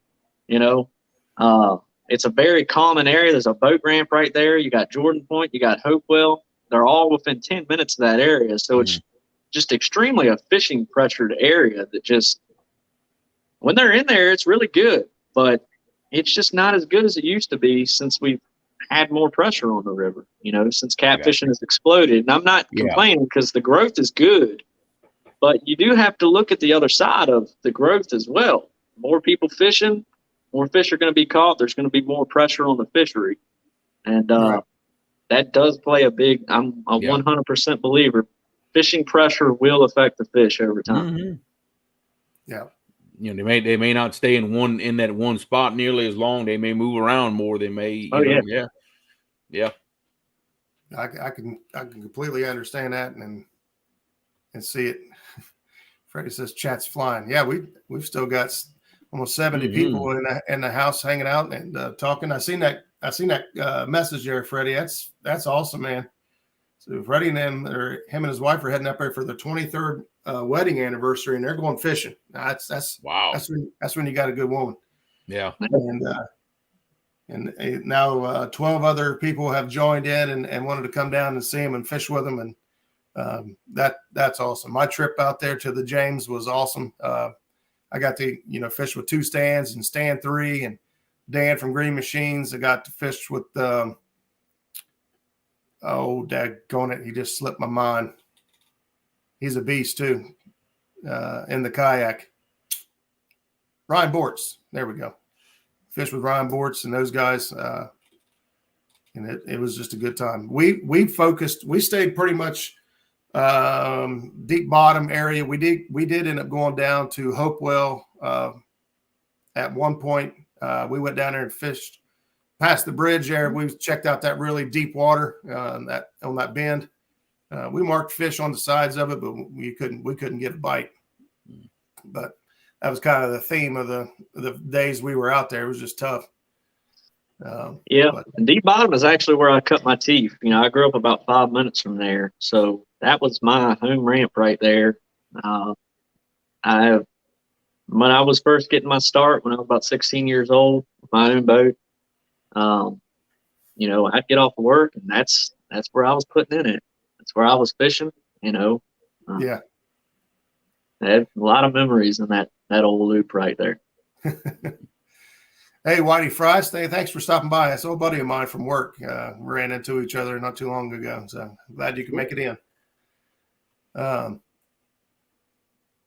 This is something that I thought about earlier through conversation, and even as he says, a small channel, got to be more careful about what spots we put on YouTube. You have undercover haters and undercover watchers, man, and no matter how big, they might hate your guts, man. Might hate you for no reason most of the time, but they're still watching. They're trying to figure out where you're fishing.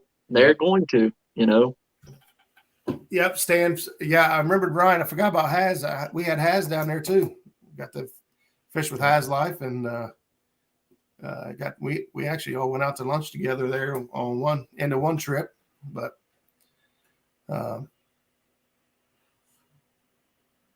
Chris Hill has a question. What are prime readings to look for? Prime readings is I don't know if he's talking about your electronics or certain things you're seeing that say, hey, I need to check this area out, or I need to fish this.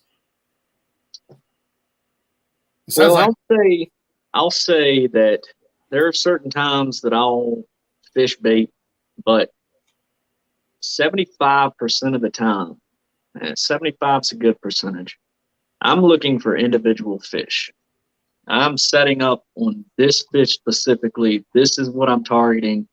And that's 75% of the time. That even includes structure and just marking isolated fish.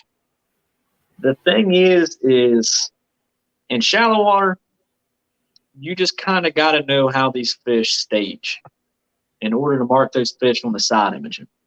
Right. Because there's plenty of places where you can pull up in the shallows, and them things are doing the same thing that the catfish are doing. You know, carp, the gar, you know, they're in there, they're getting warm, they're eating on the shad, you know what I mean? Doing the same thing. And once you understand how certain fish stage, you'll easily identify on your side image. And sometimes you'll get a shadow, you know, and you'll say, okay, well, that's a catfish. I can clearly see him. You know what I mean? I see a shadow.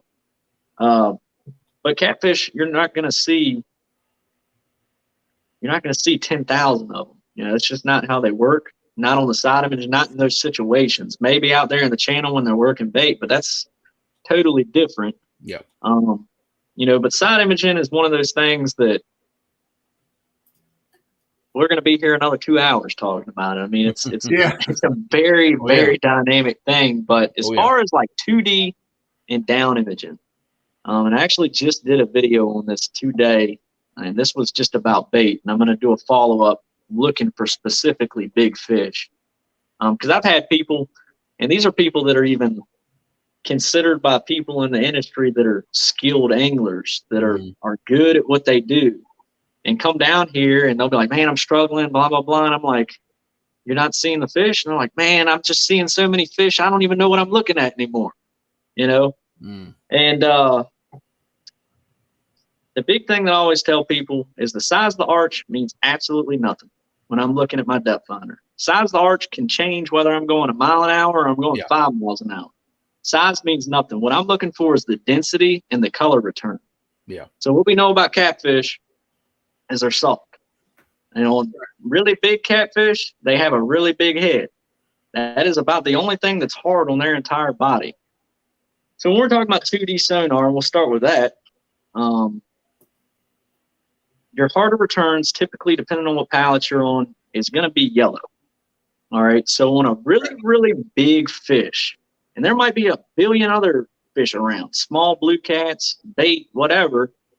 What I'm going to look for in that big blob, and that's going to change my sensitivity and stuff. There's certain things settings-wise that is going to let you hone that in, but it's going to be undeniable when you see it. A great big fish is going to have a little bit of yellow in it, just a small little bit of yellow. He's going to have a lot of orange, and you're going to see some blues and reds in there as it fans out throughout the arch. The density of that and the color return is what's important. Then I'm a big fan of running my 2D and my down imaging together. And on Lowrance, I'm a big Lowrance fan. I run Humminbird too. Yeah. But when I'm looking for fish underneath the boat, you know, typically over 15 foot of water, you're going to want to look for that swim bladder. And Lowrance has what they call fish reveal. So it really helps me break down with my 2D and my down imaging together to really break down what's fish and what's bait. Yep. You know what I mean? Like when I'm fishing bait balls, that down imaging is so crucial because I can mark individual fish in that stuff and say, that's a really big fish right there. Yep. Because typically, if he's not over 30 pounds, you're not going to see the swim bladder, you know? So that's why I run those two screens together. That color definition and the density of that arch is what's important. And when you see it, again, maybe you'll just have to subscribe to the YouTube channel and see it in an upcoming episode. I had to plug that in there to break it down because it is hard to see without actually seeing it on the screen. But when you see it, you'll be undeniable and you'll be 100% confident that that's a big fish. And then what you need to figure out is current, how he stays, which way he's facing, which is something that comes in time with learning your electronics. And you can look at that fish and say, I can catch that fish. He's staged, you know, right? He's facing back towards me. He's coming this way. And then you just got to figure out your distance. And if you set up on him, I'm going to say about 80% of the times, if you're set up right, you're going to catch that fish. It's going to happen every single time. Sometimes it doesn't. But then you just move on and you do it again. It just because it didn't work the first time doesn't mean it's not going to happen 100 yards from where you are. That's right. Yeah, that's a comment. Yeah, this was Stan here says anything that Adam can share that makes a move from deep to shallow, like the water temp, current speed, or time of year. something that tells you, hey, I should be during the winter. And I actually did a video on this today. I shot 2 videos today explaining this, because I've had a lot of people question me. You know, I'm not a deep water fisherman. I will fish deep if I got to, but I'm not a deep water fisherman, because those fish, you can't rely on them. Those shallow water fish, if they're there, they're going to bite, because they're there to eat. You know what I mean? They're only there for one reason, to soak up something. Well, 2 reasons. Soak up some sunshine, which you might think with a cold-blooded fish that wouldn't matter, but those fish care about that stuff. Yep. Just like when you're sitting on a boat and it's cold and you got your bibs on, the sun's beating down, and you can feel that heat radiating through your bibs. Yep. Fish are doing the same exact thing in that shallow water.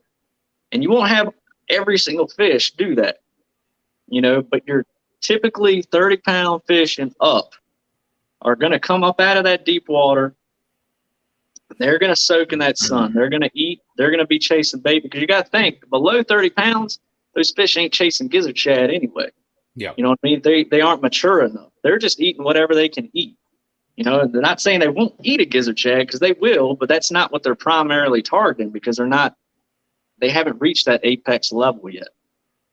So those bigger fish are going to move up in there, and they're going to chase bait. They're going to soak up that sunshine. Typically, those fish are going to be way more aggressive. And like I said, if they're there, they're going to bite. Every single time, it's going to happen. Can you define shallow water and deep water for all of us?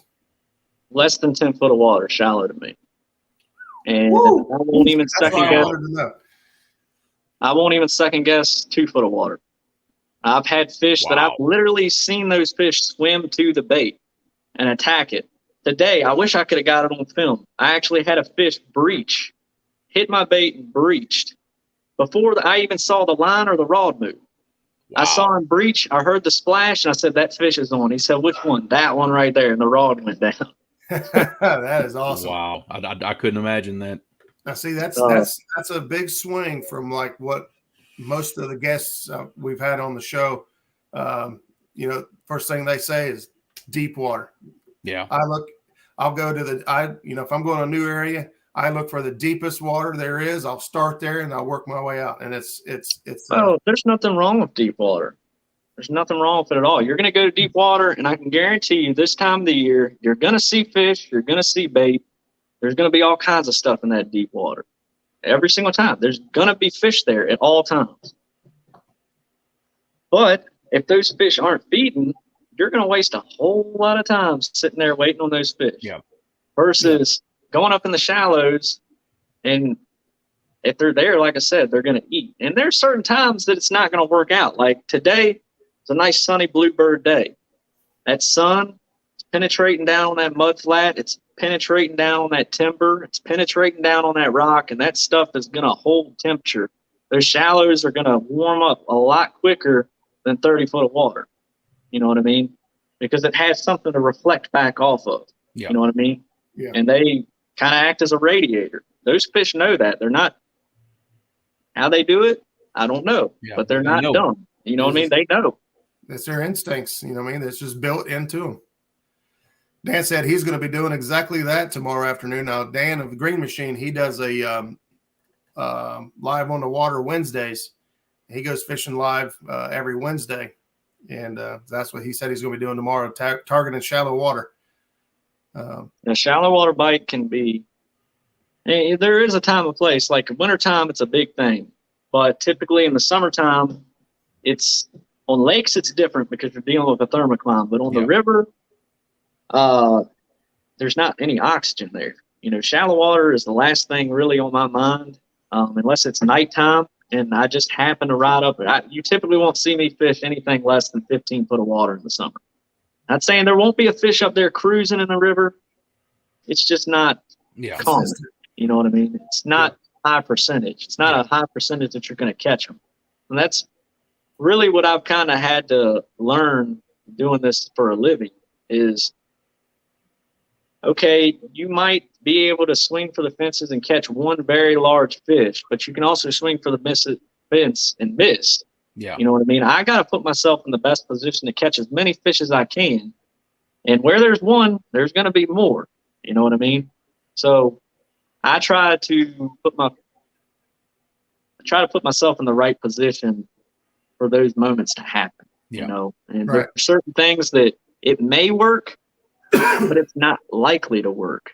So I'm not even going to mess with it.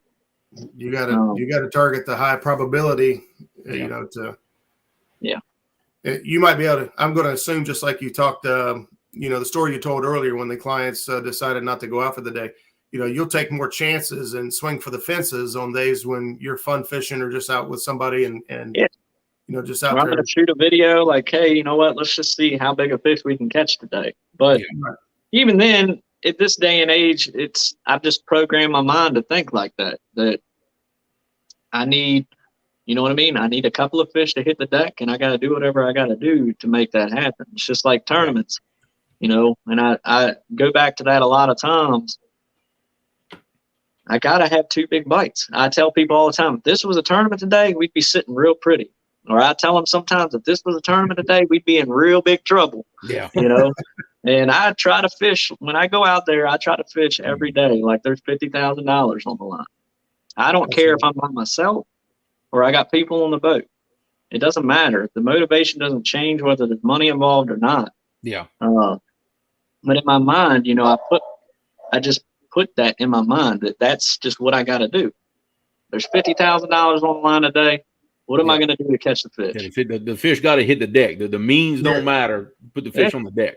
And sometimes it doesn't happen. Like I said, you can't be everywhere at the same time. It's not that they're not eating that day, but sometimes they throw you a curveball, Yep. Especially in the spring and the fall. It happens a lot. I got a pattern that's working for a couple of days, and it might be the 5th day that they do something completely opposite. And my buddies are catching fish. I've been burning them up all week, but today I can't even buy a bite. Yeah. Yeah. Hey, I'll throw this out here real quick. We're at 99 thumbs up. If you guys want that hot tip that Adam's been hanging on to, we need one more thumbs up. And because we're going to wrap things up here, I want to respect that Adam's time. I know you got a trip booked tomorrow. I'll be on the one. Yeah, I actually do. Yeah. So I don't want to.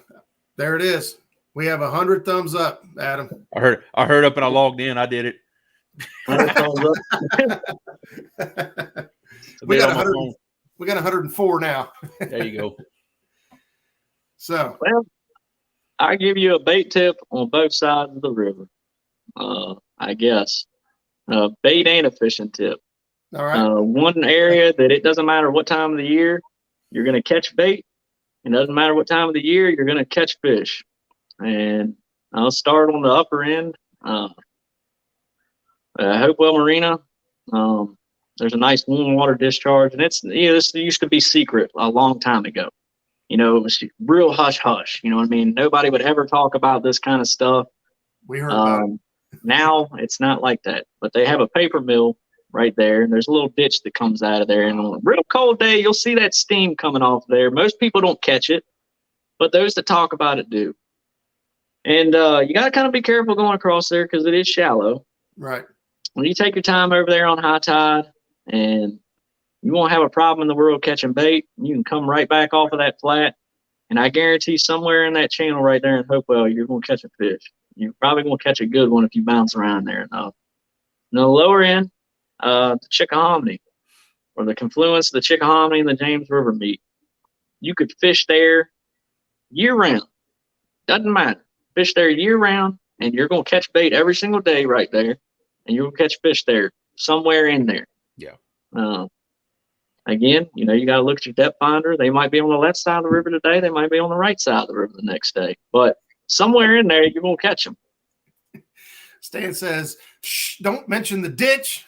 The ditch is long gone. That ain't nothing sacred, really. I mean, it is for people that don't know. But it's nothing sacred about it anymore. And you know what? Hey, if it means that somebody goes out there and catches some bait and they go out there and catch some fish, I'm all for it nowadays. Absolutely.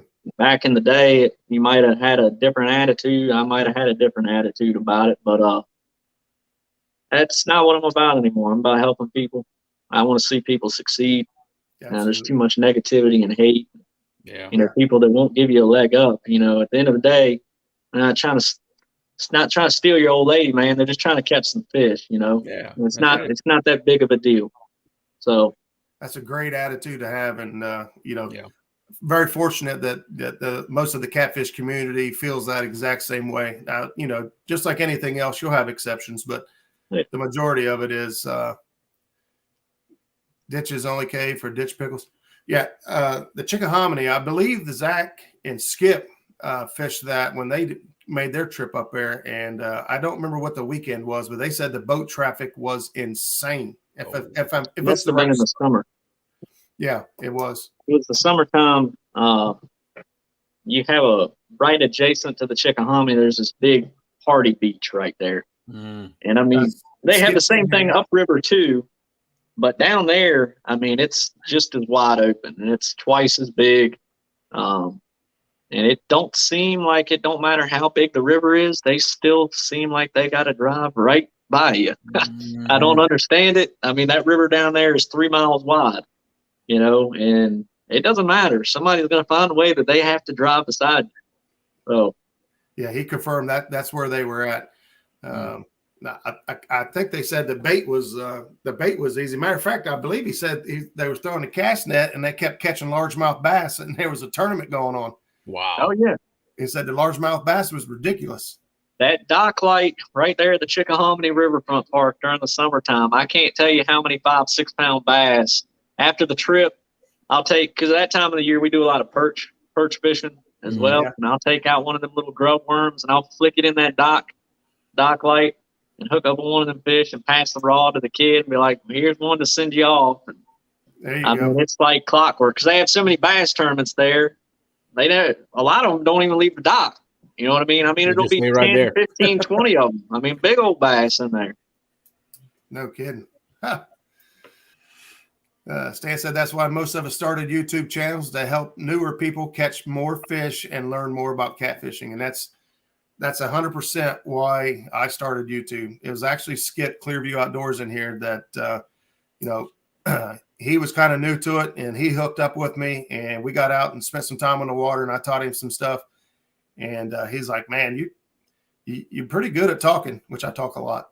But he said that he said you ought to do a YouTube channel. You know, I mean, can I share some of this stuff? He kind of pushed me into it, and I said, you know, I'll try it. And man, I've had a great time with it ever since. It's been a fun ride.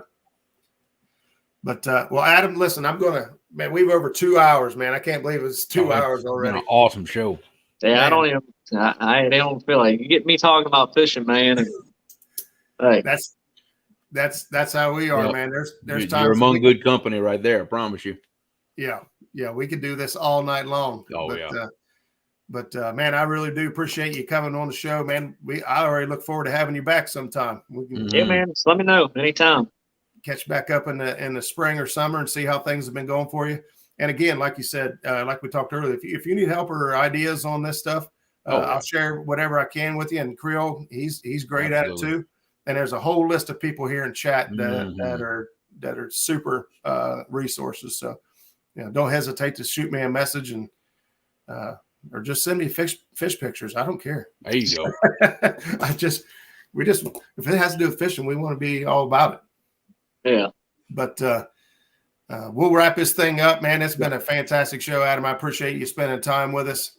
You guys in chat have been a blast. Try to keep up with all the questions and comments. You know, the chat is always you know, big part of what's going on. There's a lot of conversation going on. 2 hours with Roger and Creole is every Tuesday night. Yeah, better believe it. So, all right, guys, we're gonna wrap this thing up, and we'll see you right back here next Tuesday night, same cat time, same cat channel. Peace. All right, guys. Well, fish, everybody. Thanks for having me.